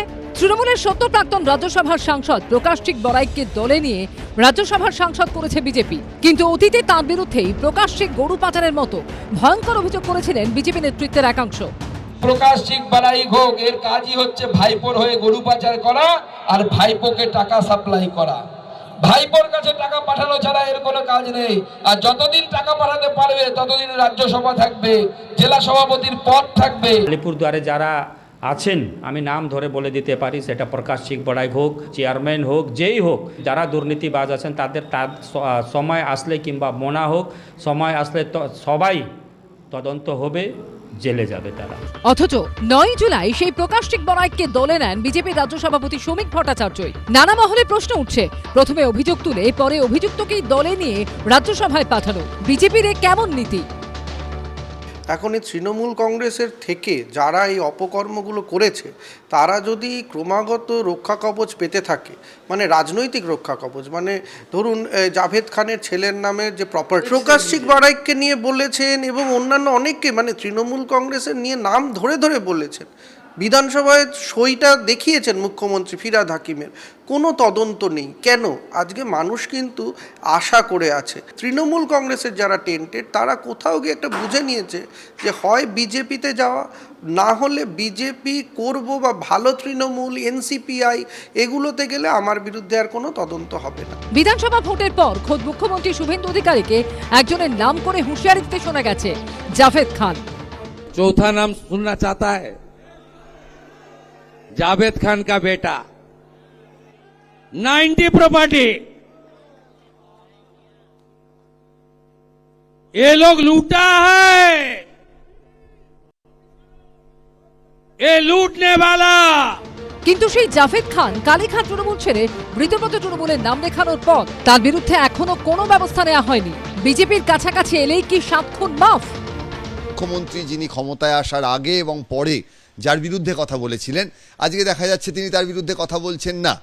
এই যে স্ববিরোধিতার জায়গা, এই জায়গাটার থেকেই কিন্তু রাজনীতিতে মানুষের কাছে যে আত্মবিশ্বাস বিজেপির প্রতি তৈরি হয়েছিল, সেই জায়গায় প্রশ্ন উঠবেই এবং আগামী দিনে সেই প্রশ্ন নির্বাচনে ট্রান্সফার্ড হবে কিনা সেটাই মুহূর্তে বলা সম্ভব নয়।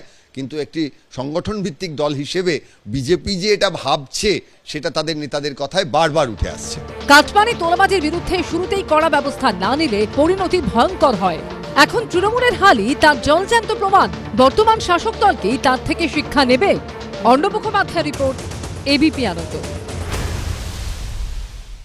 দেখুন, শুধু রাজ্যের বিজেপি নেতারা নন, আপনাদের মনে থাকবে দেশের প্রধানমন্ত্রী এবং দেশের স্বরাষ্ট্রমন্ত্রী যখন এ রাজ্যে প্রচারে এসে বঙ্গভূমি একেবারে চষে ফেলছেন, তখন একটাও জনসভা ছিল না যেখানে তারা তৃণমূলের ভয়াবহ তোলাবাজির বিরুদ্ধে বলেননি। কটা উদাহরণ দেব। প্রথমে দেখুন, প্রত্যেকটা জনসভায় প্রধানমন্ত্রী নরেন্দ্র মোদী ঠিক কি বলতেন। दंगाइयों को, लूटने वालों को, माफियाओं को खुली छूट मिली हुई है। आपको भी पता है कि यहां हर चीज पर सिंडिकेट टैक्स लगाया जाता है।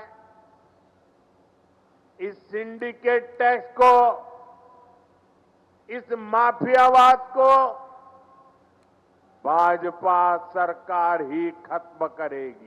ইনফ্যাক্ট এ রাজ্যের বিজেপির প্রচারের অন্যতম ইস্যু ছিল তৃণমূলের তোলাবাজি এবং সিন্ডিকেট রাজ। স্বরাষ্ট্রমন্ত্রী অমিত শাহ তো তার প্রত্যেকটা ভাষণে বলতেন যে বিজেপি একবার ক্ষমতায় এলেই নাকি পুরো সিন্ডিকেট রাজ এবং তোলাবাজি গঙ্গার জলে বিসর্জন হয়ে যাবে। দেখুন, सीमेंट खरीदना है सिंडिकेट, बालू खरीदना है सिंडिकेट, पंखा खरीदना है सिंडिकेट। एक बार कमल के फूल पर बटन दबा दो, पूरे सिंडिकेट को उठाकर गंगा नदी में डालने का काम भारतीय जनता पार्टी करेगी। দেখুন, আসলে যে গঙ্গার জলে তোলাবাজির বিসর্জন হয়নি তার তো সব থেকে বড় প্রমাণ এখন শ্রমিক ভট্টাচার্য, দিলীপ ঘোষ বা অগ্নিমিত্রা পালের বয়ান। তবে এদের সবাইকে ছাড়িয়ে গেছেন পাণ্ডবেশ্বরের বিজেপি বিধায়ক জিতেন্দ্র তিওয়ারি। আপনারা দেখলেন, তিনি বলছেন তৃণমূলের 15 বছরে তৃণমূল যা করেছে বিজেপির লোকেরা নাকি 2 মাসে তাদের ধরে ফেলেছে। বলছেন নেতারা সব কালেকশন মাস্টার হয়ে গেছে। ভাবতে পারেন। এখন কথা হচ্ছে, মুখ্যমন্ত্রী শুভেন্দু অধিকারী একাধিকবার, বিশেষ করে গত 17ই জুলাই মেজিয়ার ওই শ্যাম স্টিলের অনুষ্ঠানে যা বলেছিলেন, সেই সতর্কবাণী একেবারে কোট আনকোট ভেঙে গুঁড়িয়ে দেওয়ার হুঁশিয়ারি শেষ পর্যন্ত কার্যকর হবে তো? কি বলেছিলেন রাজ্যের মুখ্যমন্ত্রী শুভেন্দু অধিকারী, দেখব। কোনো গুন্ডাগর্দি চলবে না, no syndicate, no cut money, no উসুলি। জানতে পারলেই ভেঙে গুড়িয়ে দেবো। কোনো সন্দেহ নেই যে তোলাবাজি বঙ্গ সংস্কৃতির অঙ্গ হিসেবে রয়ে গেছে, কিন্তু এই সংস্কৃতি কি শেষ পর্যন্ত বদলাবে? সমীরাজ কি মনে করেন? দেখো, আমাদের সাধারণ মানুষদের না কতগুলো ভুল আছে, তোমারও আছে। কেন বলো তো? কিরকম? ইলেকশনের আগে নেতা নেত্রীরা যা বলেন আমরা সবটা বিশ্বাস করি। এটা একটা প্রচণ্ড দোষ। তুমি খেয়াল করে দেখবে, ইলেকশনের আগে আমরা সবাই ভেবেছিলাম সত্যি সত্যি এগুলো বন্ধ হয়ে যাবে। এখন নিজেরাই বলছেন এগুলো চলছে। তো আর তারপরে তো আরও অদ্ভুতভাবে, যেমন কুণালবাবু বললেন যে আগে নাকি 2-1টা তোলাবাজি হয়েছিল, তাদের এগেনস্টে অ্যাকশান আছে। আমার কথা হলো, আমি বলছি আমি পশ্চিমবঙ্গ সরকারের উপর আমি আশাবাদী, কারণ একটা নতুন সরকার, সবে 2 মাস 3 মাসও হয়নি এখনও কমপ্লিট। আমি আশাবাদী যে আমরা দেখবো 1-2 বছর দেখবো যে কী দাঁড়াচ্ছে ব্যাপারটা। কারণ উনি কতগুলো জায়গাতে আমরা দেখতে পাচ্ছি যে শিল্পায়ন করার চেষ্টা করছেন, শ্রমিক নিজে চেষ্টা করছে, অন্তত মুখে বলছে এই তোলাবাজি, আগে যেটা স্বীকারও করতো না। সুতরাং এটাই তো সব থেকে বড় আমি চ্যালেঞ্জ, আসছি। কারণ আমি বলছি যে তোলাবাজি থাকলে শিল্প আসবে না, বড় শিল্প তো আসবেই না। তৃণমূল আমলে ধরো 2012 সালের অক্টোবরে এক গুচ্ছ অভিযোগ তুলে, তোমার মনে থাকবে, হলদিয়া থেকে ওই পণ্য খালাস করতো ওরা, এবিজি, ওরা ছেড়ে গেল। কল্যাণী শিল্পাঞ্চলের একটা ইন্ডাস্ট্রি, জামুরিয়ার একটা ইন্ডাস্ট্রি, অন্ডালের একটা ইন্ডাস্ট্রি বারবার তোলাবাজির অভিযোগে হয় ইউনিট বন্ধ করে দিয়েছে, নয় রাজ্য ছেড়ে চলে গেছে। কি হয়েছে, ক্ষমতা তো পেয়ে গেছি। দেখো, যদি ওরা ওই ভুলগুলো না করতো তাহলে বিজেপি আসতো না। এখন বিজেপি কতদিন ধরে এই ভুলটা শোধরাতে পারবে নাকি আদৌ এটা কন্টিনিউ করবে আমরা জানি না। আমার কথা হলো যে এই প্রশাসনের কাছে আমার আবেদন যে আপনাদেরকে তোলাবাজ ধরতে হবে না, আপনারা খালি পুলিশদের আগে অ্যারেস্ট করুন। যারা যারা ডিসঅনেস্ট পুলিশ তাদেরকে অ্যারেস্ট করুন। তুমি বিশ্বাস করো যে এই ধরো টুলু মণ্ডলের বাড়িতে টাকা ছিল, পুলিশ জানতো না? এটাকে আমাদের বিশ্বাস করতে হবে? আমি বলছি আমাদের অঞ্চলে পাটুলিতে এমন একজন ওয়ান্টেড ক্রিমিনাল তৃণমূল আমলে, সে থানার সামনে বসে চা খেত, পুলিশ তাকে খুঁজে পাচ্ছে না। তো এই যে একটা ব্যবস্থা চালু হয়েছে, যে কারণ পুলিশের একটা অংশ, আমি সবাইকে বলছি না নিশ্চয়ই, এই যে তারা যে এই সিন্ডিকেটের পার্টনার, তারা অ্যাকচুয়ালি সিন্ডিকেটের পার্টনার, তারা প্রয়োজনে তারা তুমি যদি অন্য পার্টির হও তোমাকে তুলে নিয়ে আসবে, প্রয়োজনে তারা প্রমোটারের লোককে তুলে নিয়ে আসবে, প্রয়োজনে তারা কোনো ছোট ইন্ডাস্ট্রির লোককে অ্যারেস্ট করে দেবে। কিন্তু আর তা কেন? পার্টির নেতাদের মাধ্যমে যে টাকাটা আসবে সেখানে তাদের শেয়ার আছে। সুতরাং আমি মাননীয় শুভেন্দু অধিকারীর কাছে আমার অনুরোধ যে আপনাদের কিচ্ছু করতে হবে না, আপনারা খালি পুলিশকে শাস্তি করুন। পুলিশকে সঠিক করলে সবাই, কেন এতদিন অ্যারেস্ট হয়নি? ধরো 400 মতো কমপ্লেন হয়েছে। হ্যাঁ, স্বপন বলছে যে হেতু গিয়ে আরে ভাই, যে তোলাবাজরা তোলাবাজি করে তাদের এগেনস্টে থানায় বলতে গেলে যাওয়াটাও বিপদ। থানায় এক তো গেলে নেবে না, দ্বিতীয় কথা মানুষ সাহস পায় না। এই রিয়েলিটিটা তোমার জানতে হবে, তুমি জানো, কারণ তুমি কিছুদিন আগে বিরোধী পক্ষে ছিলে। সুতরাং এই যে একটা সমিতদা, তোলাবাজ যদি পুলিশের সঙ্গে চা খায়, কোন সাধারণ মানুষের, যে ছোট ব্যবসায়ী, মাঝারি ব্যবসায়ী, এমনকি বড় ব্যবসায়ীরাও সেটা। আমি আর দুটো লাইন বলবো। শ্রমিক আর মাননীয় শুভেন্দুবাবু ওনারা বলছেন যে আমরা এটাকে বন্ধ করব, আর দিলীপবাবু বলছেন যে না, এটা আমরা এমনি পারবো না। তো আগে প্রতিশ্রুতি দিয়েছিলেন কেন? আগে কেন? ওই জন্য আমি প্রথমেই বললাম যে আমরা কোনো রাজনৈতিক নেতার বক্তব্যটাকে ধরে যদি আমরা এগোই ভোটের আগের কথা, তাহলে আমরা দুঃখ পাবো। কেন? যে সমস্ত নেতার এগেনস্টে আগে বিজেপি যারা কর্মী ছিলেন তারা বলতেন, আমি নাম করে বলছি, মাননীয় প্রাক্তন মেয়র জাভেদ খান, এদের আরো অনেক নাম। তুমি ভাবো তো কোন জাদু বলে যে তারা একটা অন্য পার্টি করে গেল, তৃণমূল পার্টিটাকে ইলোপ করে নিল? কোন জাদু বলে? এখানে যদি সরকারের যদি কোনো সহযোগিতা না থাকে, পুলিশের যদি সহযোগিতা না থাকে, কিভাবে এটা সম্ভব? এটা কখনোই হতে পারে না। দ্বিতীয় কথা, সেন্ট্রালে দেখো, আমি নিজে শুনেছি কাকলি ঘোষ দস্তিদার একবার বলছিলেন অগ্নিমিত্রা পালকে, আমি আগেও একদিন বলেছি, উনি তো ব্লাউজ বানানো। কাকলি ঘোষ দস্তিদারের আইডিয়া আছে যে একজন ফ্যাশন ডিজাইনার হতে গেলে কত পড়াশোনা করতে হয়, কত পরিশ্রম করতে হয়, তারপরে সে খ্যাতি পায়। সেই মহিলাকে তিনি এই কথাটা বলেছিলেন, তাকেই আবার নিচ্ছে এনসিপির নাম করে, তোমার নিয়ে নিচ্ছে আবার বিজেপিতে। তো এইটা যদি আমাদের দেখতে হয়, কিছুতেই আমরা বাঙালি শুধরাবো না, কিছুতেই শোধরানো সম্ভব না। আমি বারবার বলছি, শ্রমিক প্রথম থেকে বলল যে এইখানে একেবারে দরজা বন্ধ। কোথায় দরজা বন্ধ? দরজা জানালাই নেই, একদম পুরো খোলা মাঠ। যতজন অলরেডি চলে যাচ্ছে তো খোলা মাঠ। বেশ, এই অংশটা এই অনুষ্ঠানই আসবে।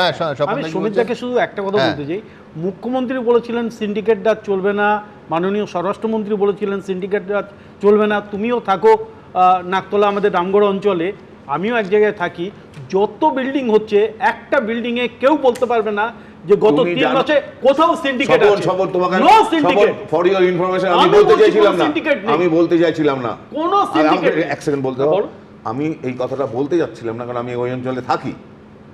তোমার ইনফরমেশনের জন্য বলে রাখি, তুমি একটু গিয়ে বিদ্যাসাগর 3 নম্বরে যাও, গিয়ে তুমি দেখো যে ওখানকার কোনো প্রমোটারকে কিভাবে রাত্রে থ্রেটেন করা হয়, কিভাবে সেটা তোমার মোবাইলে চলে আসে। এগুলো একটু খোঁজ নিও। এখন তুমি যদি সুখের নিদ্রা যাও যে আমি দেখবো না, তাহলে কিছু বলার নেই। মোবাইলে না, এখানে বলছি বিদ্যাসাগর বা কলোনিয়াল সব অঞ্চলগুলোতে যে ইল্লিগাল কনস্ট্রাকশন ভরে গিয়েছে প্ল্যান ছাড়া, তাদেরকে বলেছিল তোমরা কোনো বিল্ডিং করবে না। এটা যদি বলে খারাপ কি কথা? না না, আমি বলছি আপনারা ইল্লিগাল কনস্ট্রাকশন ভাঙবেন কিনা, আর যদি ভাঙেন সেটা একই সঙ্গে পোস্তা এবং পার্ক সার্কাস একসঙ্গে ভাঙবেন কিনা, আইন সবার জন্য এক হবে কিনা, প্রশ্ন তো এটাই। করবে, কিন্তু সিন্ডিকেট যদি এমন স্তরে পৌঁছায় যে যেখানে সরকারি ভাবে বালির দাম 3 গুণ বেড়ে যাচ্ছে, যে কাউকে, আমাকে বিশ্বাস করতে হবে না, যে কোনো প্রমোটারকে অন কল নাও, দিয়ে জিজ্ঞেস করো যে 4ঠা মের আগে বালির দাম কত ছিল, আজকে 3রা আগস্ট বালির দাম কত, আর কিছু করতে হবে না, তাহলেই বুঝবে। দাদা ট্যাক্সের কথা বলছিলেন না, ট্যাক্স রিলিফ কাকে বলে আমরা দেখিনি? নোটবন্দির সময় বলছে তুমি তোমার 50% ট্যাক্স দিয়ে দাও, তোমার সাদা টাকা কালো হয়ে যাবে, কালো টাকা সাদা হয়ে যাবে।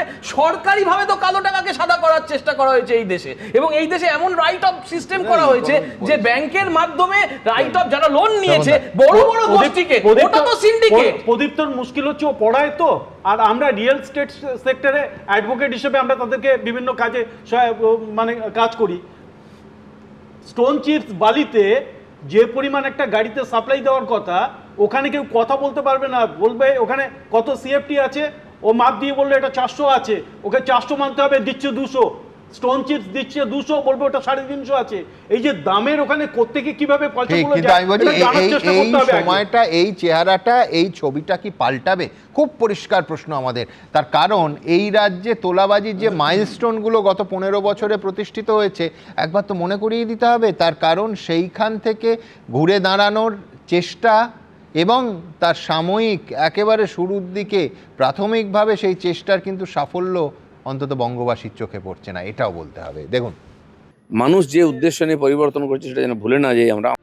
তোলাবাজি নিয়ে দলের একাংশের উদ্দেশ্যে এই সতর্কবার্তা দিয়েছেন বিজেপির প্রাক্তন রাজ্য সভাপতি ও বর্তমানে পঞ্চায়েত মন্ত্রী দিলীপ ঘোষ, যার জেরে বিভিন্ন মহলে প্রশ্ন উঠছে, ক্ষমতায় আসার মাত্র 3 মাসের মধ্যেই দিলীপ ঘোষকে একথা মনে করিয়ে দিতে হচ্ছে কেন? তাহলে কি বিজেপির একাংশ ইতিমধ্যে তোলাবাজিতে জড়িয়ে পড়েছেন? আমাদের রাজ্যের মুখ্যমন্ত্রী শুভেন্দু অধিকারী ডে 1 থেকে কঠোর পদক্ষেপ নিয়েছে।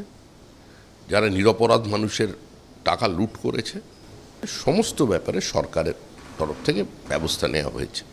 সরকার সরকারের কাজ করছে, পার্টি পার্টির কাজ করছে। যেটা আপনি বিচ্যুতি বলছেন, ফুল প্রুফ সিস্টেম বলে কিছু হয় না, তো সেটা যতটা কমানো যায় তার জন্য আমরা চেষ্টা করছি।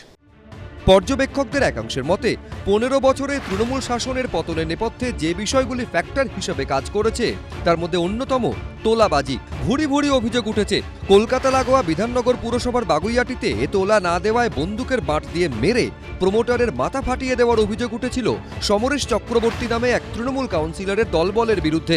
মাসের পর মাস কেটে গেলেও সে কাউন্সিলরকে গ্রেফতার করতে পারেনি পুলিশ। দীর্ঘদিন ধরে 9 নম্বর ওয়ার্ডের কাউন্সিলর সমরেশ চক্রবর্তী আমার কাছে 50 লক্ষ টাকা ডিমান্ড করে, 30 থেকে 40 জন লোক পাঠিয়ে দিয়ে মেশিনের বাট দিয়ে আমাকে মেরে ওখানে ফেলে দিয়েছে।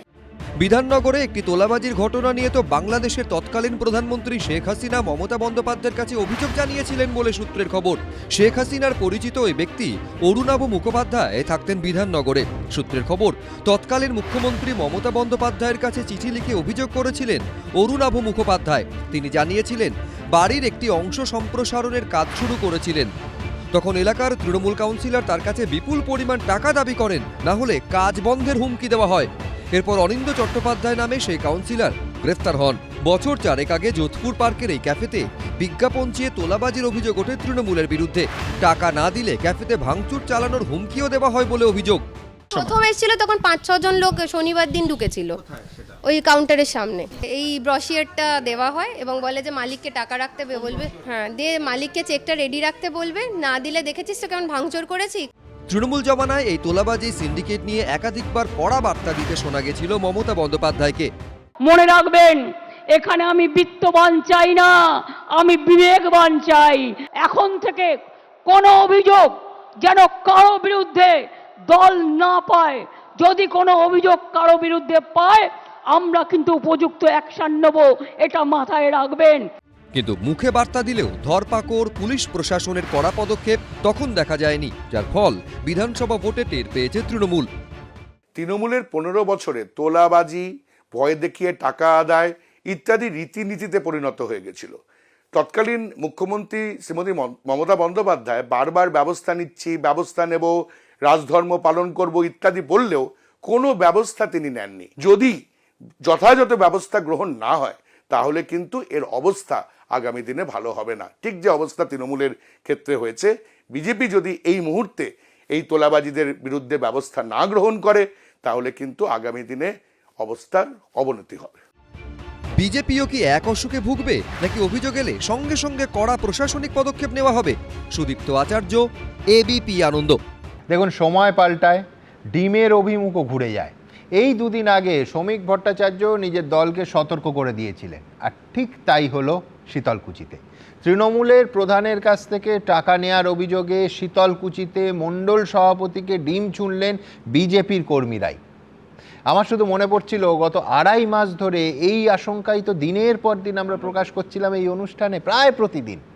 দেখুন, 15ই জুন এই অনুষ্ঠানে ঠিক কী বলেছিলাম আপনারা জানেন। স্রোতের সম্পূর্ণ উল্টো দিকে দাঁড়িয়ে দিনের পর দিন আমরা বলছি যে এটা ডেমোক্রেসি, এটা ডিমোক্রেসি নয়।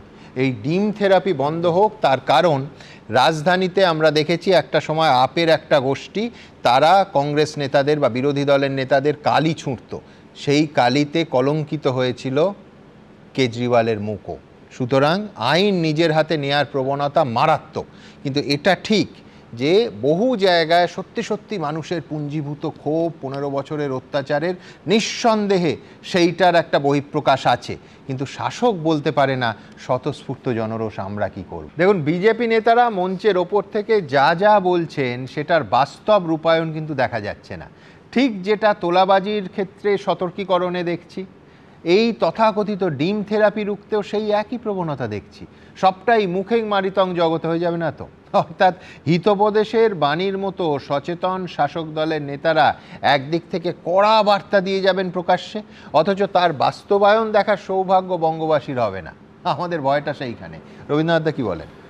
হ্যাঁ, মানে এটা আমরা সমস্ত বিষয়ে আলোচনা করে যেটা বুঝতে পারছি যে বিজেপির যে প্রতিশ্রুতি দিয়েছিল এবং যে বাস্তবতা আমরা দেখতে পাচ্ছি এই 2.5-3 মাসের মধ্যে, তার মধ্যে একটা বিরাট ফারাক দেখা যাচ্ছে। এবং সেটা এই যে দ্বন্দ্বটা এমন একটা জায়গায় গেছে যে বিজেপি রাজনীতিতে একটা আভ্যন্তরীণ সংকট আসবার কথাও, যার জন্য জিতেন তিয়ারি যে কথাগুলো বলছেন। দেখুন, বস্তুতপক্ষে কাটমানির বিরুদ্ধে, সিন্ডিকেটের বিরুদ্ধে জনরোষকে পুঁজি করে বিজেপি ক্ষমতায় এসেছেন এবং তাদের মূল দিয়েই ছিল জিরো টলারেন্স, যেখানে ভরসা ইন, ভয় আউট হবে। কিন্তু সেই ব্যাপারটা কিন্তু একবারে চলে গেছে। মানে আমি একজন বাঁকুড়া জেলার উদ্যোগপতির সঙ্গে আলাপচারিতায় জেনেছি এখন কারখানা প্রতি মাসহারা ফিক্স করবার জন্য চেষ্টা করছে বিজেপির লোকেরা।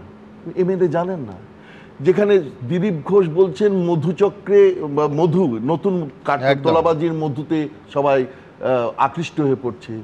এই শ্রমিক ভট্টাচার্য একবার হুঁশিয়ারি দিচ্ছেন, একবার বলছেন কড়া ব্যবস্থা নেব, কিছুই করে উঠতে পারছেন না। আসল ব্যাপারটা হচ্ছে, দেখুন, এই যে ঘটনাটা ঘটছে তার একটা কারণ আছে। স্বপনবাবু বলছেন আপনারা পুলিশে যান। আচ্ছা, পুলিশের নজরুল সাহেবও বললেন পুলিশ কার? পুলিশ যে কোনো সরকারের, বিজেপি সরকারের পুলিশ। তো বিজেপির এমএলএর বিরুদ্ধে পুলিশ কেস নেবে? আপনিও তো এক সময় ছিলেন। এটা সাহসী হবে না, কোনোদিন সাহস হবে না। আর সেটা যদি তা না নেয় তাহলে পুলিশ যদি নিয়েও থাকে, সেই ব্যক্তির ওপর তার নিজের পাড়ায় তিনি ঢুকতে পারবেন কিনা সেটাও তো প্রশ্ন। এবং প্রশাসন নিজেও চাইছে। আপনি এটা দীর্ঘদিন প্রশাসনে থেকে বুঝেছেন যে পুলিশ প্রশাসন নেটওয়ার্কের, আমি ওনার সঙ্গে আলাপচারিতায় জেনেছি, প্রশাসনকে শ্রমিক ভট্টাচার্য ফোন করে দিয়েছেন এবং শ্রমিক ভট্টাচার্য প্রশাসন ডেকে পাঠিয়ে তাকে বলছে আপনারা তো দিয়েছেন এক সময় তৃণমূলের সময়, কারণ তাদের তো এই নেটওয়ার্কটা চললে তাদের তো লাভ অনেক বেশি লাভ হবে। সুতরাং তারা তো এই নেটওয়ার্কটা চালাতেই চাইবেন। তো একদিকে সরকারের এমএলএদের বিরুদ্ধে তারা ব্যবস্থা নিতে চাইবেন না, আর নেটওয়ার্কটা চললে তাদের লাভ, তাহলে তারা করবে কেন? এবার আপনি দেখুন এই নেটওয়ার্কটা চলছে কেন। এই যে আমি বুঝলাম সংসদে নাই, ক্ষমতার জন্যে সংখ্যা দরকার, বিল পাস করাতে হবে, তারা নিলেন। এ তো বারবার করে আমরা দেখতে পাচ্ছি এনসিপিআই থ্রুতে 20 জনকে নিয়ে নিলেন, তার মধ্যেও যদি 3 জন আবার যান ইত্যাদি ইত্যাদি। এখানে 60 জনকে নেওয়ার কি ব্যাপার ছিল? এই যে 60 জনকে তারা নিলেন, এদের তো দরকার ছিল না। 208 জন যেখানে মেম্বার, তাদেরকে নিয়ে নিজেদের বিজেপি কর্মী, আমাকে ট্যাক্সিওয়ালা বলেছে স্যার এর জন্য দিয়েছিলাম ভোট এদেরকে। যে কাটমানি তোলাবাজি যারা করছে তারাই করেছে, তাদেরকে আবার জামায়া ধরে গিয়ে বসিয়ে দিল। আমরা কোথায় যাব বলুন স্যার? তো বিজেপির কর্মীদের এই বিক্ষোভ, এই মানসিক ক্ষোভ, এগুলো তারা বুঝতে পারছে না, নেতারা বুঝতে পারছে না। আসলে এই ব্যাপারটাতে মানে একটা অর্থ ইজিক্যাল টু ক্ষমতা, ক্ষমতা ইজিক্যাল টু অর্থ, এটা হচ্ছে তৃণমূলের মডেল ছিল। সেই মডেলটা কিন্তু আবার আস্তে আস্তে মান্যতা পেতে শুরু করেছে, এইটা কিন্তু বুঝতে পারছেন এই শ্রমিক ভট্টাচার্যরা। এবং এই মডেল যদি, এই ক্ষয়িষ্ণু মডেল, তৃণমূলের যে মডেল যার উপর দাঁড়িয়ে এত ঘটনা ঘটলো, ক্ষমতা ইকুয়াল টু অর্থ, এইটা যদি মান্যতা পায় তাহলে 3টে বিজেপির সর্বনাশ হতে চলেছে, এবং সেটা আমরা চোখের সামনে বসে বসে দেখব। প্রথম সর্বনাশ হচ্ছে, এখনো বিরোধী দল থেকে শাসকে উত্তরিত হয়নি। শাসক 3 মাস হয়েছে, শাসক নিয়ন্ত্রণ প্রতিষ্ঠিত হয়নি, এটা পরিষ্কার। প্রশাসনিক স্তরে পুলিশ এবং যারা আছে তারা এখনো তৃণমূলে যেরকমভাবে চলছিল, আপনি তো বললেনই পুলিশদের ব্যবস্থা, সমীরদা বললেন পুলিশদের বিরুদ্ধে ব্যবস্থা নেওয়া হোক, তো পুলিশদের বিরুদ্ধে ব্যবস্থা নেবে কি করে? তারা তো এখনো শাসকের সেই নিয়ন্ত্রণই কায়েম হয়নি। এবং এটা যদি না করতে পারে, অর্থাৎ জিরো টলারেন্স, এই প্রতিশ্রুতি যদি বাস্তবায়িত না করতে পারে, তাহলে কিন্তু ভবিষ্যতে আবার যে জিনিস, অর্থাৎ ওখানে উনি জিরো টলারেন্স বলবেন, এখানকার মানে বাস্তবে যে অ্যাডমিনিস্ট্রেটর তারা মানবেই না। দ্বিতীয় দেখুন, জনপ্রশাসনের ভিত্তি টলে যাচ্ছে। এই যে আমি ট্যাক্সিওয়ালার কথা বললাম, এরকম আমি তো 1, 2 জন, 4 জন, 5 জনের সঙ্গে মিশছি, আর কত লোক তাদের মধ্যে ক্ষোভ নিয়ে বসে আছেন, যারা প্রতি মুহূর্তে বুঝতে পারছেন তারা যাদের ভোট দিয়েছেন তারা ঠিক কাজ করছে না। এইটা যদি আসে সামনে, corporation election, municipal election, panchayat election, এবং 31-এ অবশ্যই আমাদের বিধানসভা ইলেকশন হবে, ঠিক থাকতে পারবে তো বিজেপি? এবং লাস্ট, দীর্ঘমেয়াদী ঝুঁকি, অর্থাৎ এই যে জনভিত্তি, বিশ্বাসের ভিত্তি ঘুরে যাচ্ছে, এতে কিন্তু ডিমের অভিমুখও ঘুরে যাবে। এবং ডিমের অভিমুখ ঘুরে যাচ্ছে বলি এটা যে পরিষ্কার হয়ে যাচ্ছে যে আগে যে ঘটনাটা, তারা তৃণমূলের বিরুদ্ধে যে অভিযোগটা করছিলেন, এখন বিজেপির লোকেরা বিজেপির বিরুদ্ধে অভিযোগ করছে। সেই জায়গাটা একটা দীর্ঘমেয়াদী ঝুঁকি, বিজেপির মধ্যে আভ্যন্তরীণ দ্বন্দ্ব, কলহ এটা বাড়বে, এবং বিজেপি ক্রমশ তার জনভিত্তি একবারে এখন কথা হচ্ছে যে শর্ট টার্ম গেনের জন্য আমি লং টার্ম ক্ষতি করছি কিনা। কিন্তু এখানে অবশ্যই সর্বনাশ শব্দটা রবীন্দ্রনাথ দা ব্যবহার করলেন। আমি জানি না বিজেপির কি ব্যাখ্যা হবে, কিন্তু বিজেপি শাসিত বিহারে একটা উপনির্বাচন হলো, 3 দশকে এক দুর্ভেদ্য দুর্গ যে ছিল সেইখানে, যেখানে 50,000-এরও বেশি মার্জিনে বিজেপির নীতিন নবীন এর আগের বার জিতেছিলেন। জেনজি আন্দোলনের পর প্রথম ভোটে, উপনির্বাচনে, আবার বলছি সর্বনাশ বিজেপি মানবে কিনা জানি না, কিন্তু অনেকেই মনে করছেন জেনজি আন্দোলনের পর প্রশান্ত কিশোর এই কেন্দ্রে, এই বাঁকিপুরে তার জয় এবং বিজেপি প্রার্থীর হার, এটা নিঃসন্দেহে রাজনৈতিকভাবে অত্যন্ত তাৎপর্যপূর্ণ। দেখুন, বিজেপি শাসিত বিহারে বিধানসভা উপনির্বাচনে বড়সড় ধাক্কা খেল বিজেপি। প্রথমবার ভোটে লড়েই জয়ী হলেন প্রশান্ত কিশোর। বিহারের সর্বভারতীয় সভাপতি নীতিন নবীনের সদ্য ছেড়ে যাওয়া বাঁকিপুর আসনে হেরে গেল বিজেপি। 31 বছর ধরে এই আসনে জিতেছে বিজেপি। পুনর্বিন্যাসের আগে ও পরে মিলিয়ে 5 বার এই আসন থেকে বিধায়ক হয়েছেন নীতিন নবীন। আগে এই আসনটি ছিল পাটনা পশ্চিম, সেই আসনে একবার জিতেছিলেন নীতিন নবীন। পুনর্বিন্যাসের পর বাঁকিপুর আসনে তিনি জেতেন 4 বার। বর্তমানে তিনি বিজেপির সর্বভারতীয় সভাপতি। তিনি রাজ্যসভায় যাওয়ার পর খালি হয় বাঁকিপুর বিধানসভা আসন, আর সেই আসনে প্রথমবার ভোটে লড়েন একদা ভোটকুশলী, বর্তমানে জনসুরাজ পার্টির প্রতিষ্ঠাতা প্রশান্ত কিশোর। এর আগে তাঁর দল বিহারে বিধানসভা ভোটে লড়ে শূন্য হাতে ফিরলেও তিনি নিজে প্রথমবার ভোটে লড়েই চমক দিলেন। 3 দশকের বিজেপির দুর্ভেদ্য গড় ভেঙে দিলেন প্রশান্ত কিশোর। তৃতীয় স্থানে ঠেলে দিলেন তেজস্বী যাদবের আরজেডিকে। অর্থাৎ প্রশান্ত কিশোরের এই জয় বিজেপি ও আরজেডি 2 দলের কাছেই অশনি সংকেত। बिहार आज देश का सबसे गरीब और पिछड़ा राज्य है, तो जिस मोदी जी को, जिस भाजपा को हम लोग वोट देते हैं, एनडीए को वोट देते हैं, क्या उनकी जिम्मेवारी सिर्फ गुजरात के प्रति है? गुजरात में 1 लाख करोड़ का बुलेट ट्रेन बने, हम लोग को उससे कोई दिक्कत नहीं है, लेकिन बिहार के बच्चों के लिए भी तो कुछ सोचा जाए। রাজধানী পাটনার বুকে বাঁকিপুর আসনে 1995 সাল থেকে জিতে আসছে বিজেপি। মূলত উচ্চবর্ণ ও উচ্চ মধ্যবিত্তের বসবাস এই বাঁকিপুরে। তাই যে বিহারে ধর্ম, জাতপাত, শ্রেণী আজও গুরুত্বপূর্ণ ভূমিকা নেয়, সেই বিহারের বাঁকিপুরে বরাবরই আধিপত্য ছিল বিজেপির। এবার তা ভেঙে চুরমার হয়ে গেল। বিহারে বিজেপির প্রথম মুখ্যমন্ত্রী হওয়ার পর এটাই ছিল প্রথম কোনো ভোট। দেশজোড়া ছাত্র যুব আন্দোলনের রেশ পড়েছিল বিহারে। তারপর এটাই ছিল বিহারের প্রথম ভোট। আর সেই উপনির্বাচনেই হারল বিজেপি। জয়ী হলেন প্রশান্ত কিশোর। बांकीपुर के लोग हमारे हैं, किस कारण से हमें कम मत मिला और पूरी विस्तृत समीक्षा हम लोग करेंगे। 2025 সালে বিহার বিধানসভা নির্বাচনে এই বাঁকিপুর আসন থেকেই 51,936 ভোটের বিরাট ব্যবধানে জিতেছিলেন বিজেপির নীতিন দবির। এক বছরের ব্যবধানে এবার সেই আসনে প্রশান্ত কিশোর জিততেন 18,953 ভোটে। তৃতীয় স্থানে চলে গেল আরজেডি। বিজেপির সর্বভারতীয় সভাপতির ছেড়ে যাওয়া আসনে পরাজয়ের ফলে বড়সড় অস্বস্তিতে পড়লেও গেরুয়া শিবির। মধ্যপ্রদেশের দাতি আসনে বিজেপিকে হারিয়ে গড় ধরে রেখেছে কংগ্রেস। গুজরাতের মঞ্চলপুর আসনটি ধরে রেখেছে বিজেপি, হারিয়েছে কংগ্রেসকে। এবিপি আনন্দ। বিশ্বনাথদা, হ্যাঁ একটা মাত্র কেন্দ্র, হ্যাঁ উপনির্বাচন, কিন্তু রাজনৈতিকভাবে কতটা তাৎপর্য? ভীষণ গুরুত্বপূর্ণ তিনটে কারণে। একটা হলো জেনজির আন্দোলনের পরের এটার ফলাফল, প্রথম ভোট এবং সেই ফলাফল। দ্বিতীয় যেটা সম্রাট চৌধুরী মুখ্যমন্ত্রী হওয়ার পরে, এবং সম্রাট চৌধুরীর বিরুদ্ধে একের পর এক মানে আপনি জানেন যে অভিযোগ ছিল, জেলও কেটেছিলেন, কিন্তু মানে অমিত শাহ সরাসরি এই নির্বাচনে ধাক্কা খেলেন। কারণ কার্যত বৃহৎ সংখ্যক এমএলএর ভাবনার বিপরীতে গিয়ে শুধুমাত্র অমিত শাহর সমীকরণে ছিল বলেই সম্রাট চৌধুরীকে মুখ্যমন্ত্রী করেছিলেন, ফলে সরাসরি অমিত শাহর কিন্তু ধাক্কা। তৃতীয় যে বিষয়টা আমি বলতে চাই যে সে মানে বিজেপি নেতারা ধরে নিয়েছিল যে এটা জিতবো।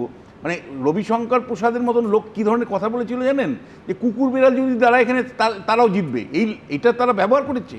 এবং আমি যে জায়গাটাকে আমি প্রশংসার সাথে বলবো যে মানুষের জীবনে যে ধৈর্য লাগে, প্রশান্ত কিশোর কিন্তু প্রমাণ করলেন। বারবার হেরেছেন গত 4 বছর, শূন্য থেকে ফিরে আসা, শূন্যতে 4 বছর অলিগলিতে ঘুরেছেন, বারবার পরাজিত হয়েছেন। তারপরেও কিন্তু উনি বলেছেন যে আমি বিহারের জন্য সময় দিব, ধৈর্য দিব, এবং আমি এখানে জাতপাতের বাইরে গিয়ে একটা রাজনীতি আমি তৈরি করতে চাই।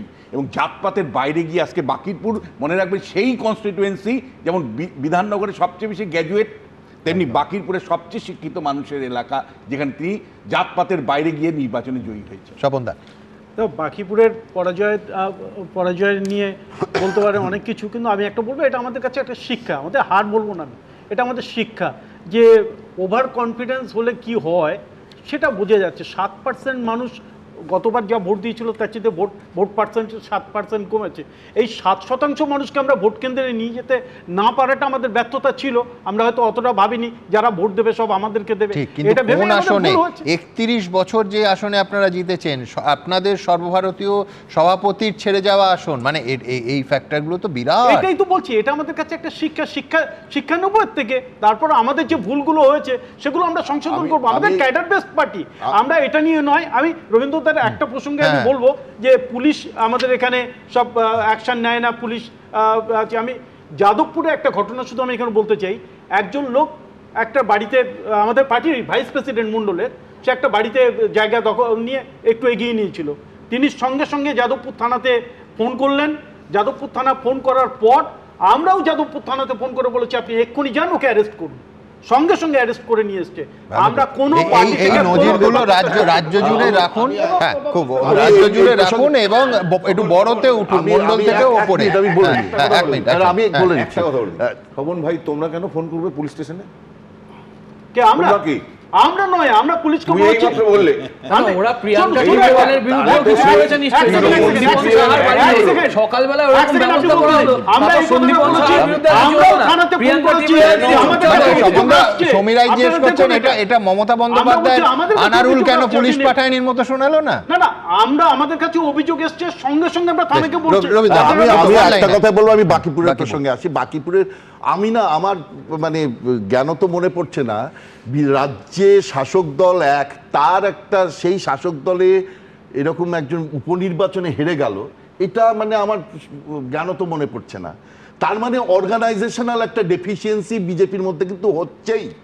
এই অর্গানাইজেশনাল ডেফিসিয়েন্সি মানে ওইখানে যেটার কথা বিশ্বনাথ এক্ষুনি বললেন যে ওই সম্রাট চৌধুরী এবং এই যে বিভিন্ন অভিযুক্ত হ্যাঁ, এবং যুব সমাজের প্রবণতা এবং হতাশা এটা ফ্যাক্টর হয়েছে কিনা নিঃসন্দেহে ভবিষ্যৎ আসবে। আমি এইখানে একেবারে আরেকটা জায়গায় না এলে একেবারে আপনারা মানে সব থেকে গুরুত্বপূর্ণ হয়তো কালকের দিনের খবরটা মিস করে যাবেন যে আগামীকাল দিল্লিতে এনসিপিআই সাংসদদের সঙ্গে বৈঠক অথবা লাঞ্চ আমি জানি না, কিন্তু শুভেন্দু অধিকারী বসছেন। পাশাপাশি আজকে একদিকে কুণাল ঘোষ বলছেন যে 6 জন সাংসদ আর 30 জন বিধায়ক নাকি কালীঘাট তৃণমূলে ফিরতে চাইছেন। পাল্টা কাকলি ঘোষ দস্তিদার তিনি বলছেন আরও 2-3 জন সাংসদ অপেক্ষায় আছেন যারা এই এনসিপিআইতে যোগ দিতে চাইছেন। বাস্তব কি শুধুমাত্র সময় বলবে। দেখুন, যে 20 জন সাংসদ নিয়ে যে একটা বিষয় রয়েছে তারা অন্তত 6 জন তারা পুরোদস্তুর যোগাযোগ রেখে চলেছেন। এখানেও অন্তত মিনিমাম 30+ 30-এর বেশি। আমি যে বললাম আরো 2-3 জন সাংসদ, প্রাক্তন যিনি সর্বভারতীয় সভাপতি বর্তমান স্বাস্থ্যমন্ত্রী জেপি নাড্ডাজি, তার সঙ্গে আলোচনা চলছে, তারাও তো আসার জন্য বলেছেন। নদীর এক পার ভাঙে অন্য পার গড়ে। বিধানসভা ভোটে তৃণমূলের ভরাডুবির পর তৃণমূল যত ভাঙছে বিজেপি তত শক্তিশালী হচ্ছে। আর এরই মধ্যে তৃণমূলের 2 শিবির নানা রকমের পরস্পর বিরোধী দাবি করে চলেছে। কালীঘাট তৃণমূল দাবি করছে এনসিপিআই থেকে বিদ্রোহী তৃণমূল সাংসদদের অন্তত 6 জন তাদের সঙ্গে যোগাযোগ করছেন। আমি এটুকু বলতে পারি যে 20 জন সাংসদ নিয়ে যে একটা বিষয় রয়েছে তার অন্তত 6 জন তারা কিন্তু আমাদের এই দিকের সঙ্গে অর্থাৎ মমতা বন্দ্যোপাধ্যায়ের প্রতি পূর্ণ আস্থা রেখে যারা করছেন তারা অন্তত 6 জন তারা পুরোদস্তুর যোগাযোগ রেখে চলেছেন। উল্টো দিকে এনসিপিআই দাবি করছে কালীঘাট তৃণমূল থেকে আরো 2-3 জন সাংসদ তাদের দিকে আসতে চাইছেন। আমরা সব সময় কিন্তু 20 জন একসঙ্গে আছি এবং যে কথাটা পোস্টে আপনারা বলছেন আরো 2-1 জন সাংসদ তারাও আমাদের সঙ্গে কিন্তু যোগাযোগে আছেন। কোনো প্রবল চাপ নেই, স্বইচ্ছায় সবাই এসেছেন। কেননা এখানে যে বালি চুরি, মাটি চুরি, কয়লা চুরি, সোনা চুরি এগুলো তো কাগজে আসছে, এগুলো তো ডকুমেন্টেড অন্যায়। শুধু সাংসদ কেন, বিধায়কদের নিয়েও নানা দাবি করা হচ্ছে। বিধায়ক সংখ্যার নিরিখে কালীঘাট তৃণমূল এখন সংখ্যালঘু, ঋতব্রত তৃণমূল সংখ্যাগরিষ্ঠ। এই অবস্থায় নতুন দাবি করেছেন কুণাল ঘোষ। এখানেও অন্তত মিনিমাম 30+ 30-এর বেশি, এই সংখ্যাটা অনেক বেশি। কয়েকজন ফোন করছেন, যোগাযোগ থাকছে, আবার কয়েকজন দিদির সঙ্গে দেখা করে এসছেন। আর খালি ওনাকে বলার যা পড়ে টরে রয়েছে আর কি, যে বিধায়করা আছেন মানে পাবলিকলি আছেন, সেই বিধায়কদের একটু নজরদারির মধ্যে রাখার অনুরোধ করব। এসবের মধ্যেই মঙ্গলবার দিল্লির বঙ্গভবনে এনসিপিআই সাংসদদের সঙ্গে বৈঠকে বসার কথা মুখ্যমন্ত্রী শুভেন্দু অধিকারীর। মুখ্যমন্ত্রী আসছেন, আগের সপ্তাহে আসার কথা ছিল, তখন উনি কাকলি এবং শতাব্দীকে এটা বলে দেন। কালকে মূলত প্রত্যেক সাংসদেরই এলাকায় নানাবিধ সমস্যা দেখা দিচ্ছে, অনেক এখনো বাড়ি ঢুকতে পারছে না। এই সমস্ত বিষয়গুলো নিয়ে একটা বিস্তারিত আলোচনা করে একটা কাজের পরিবেশ ফিরিয়ে আনতে হবে। মুখ্যমন্ত্রী মিটিং করতেই পারেন তাদের সঙ্গে, বিজেপির কোনো সর্বোচ্চ নেতাও মিটিং করতে পারেন, তবে তাদের ওপর যে হিংসা হচ্ছে বা তাদের ওপর যে আক্রমণ হচ্ছে সেটার দায়িত্ব বিজেপি নিতে পারবে না। তৃণমূল যদি তৃণমূলকে ডিম ছুঁড়ে, অতীতে তৃণমূলের আভ্যন্তরীণ রসায়নের কারণে যদি কেউ আক্রান্ত হয়ে যান, সেখানে শুভেন্দু অধিকারী কি করবে? শেষ পর্যন্ত কি এনসিপিআই বিজেপির সঙ্গে মিশে যেতে পারে? অর্থাৎ তৃণমূলের বিদ্রোহী সাংসদরা সরাসরি বিজেপিতে যোগ দিতে পারেন? কৃষ্ণেন্দু অধিকারী, আশাবুল হোসেন ও বিজেন্দ্র সিংহের রিপোর্ট, এবিপি আনন্দ।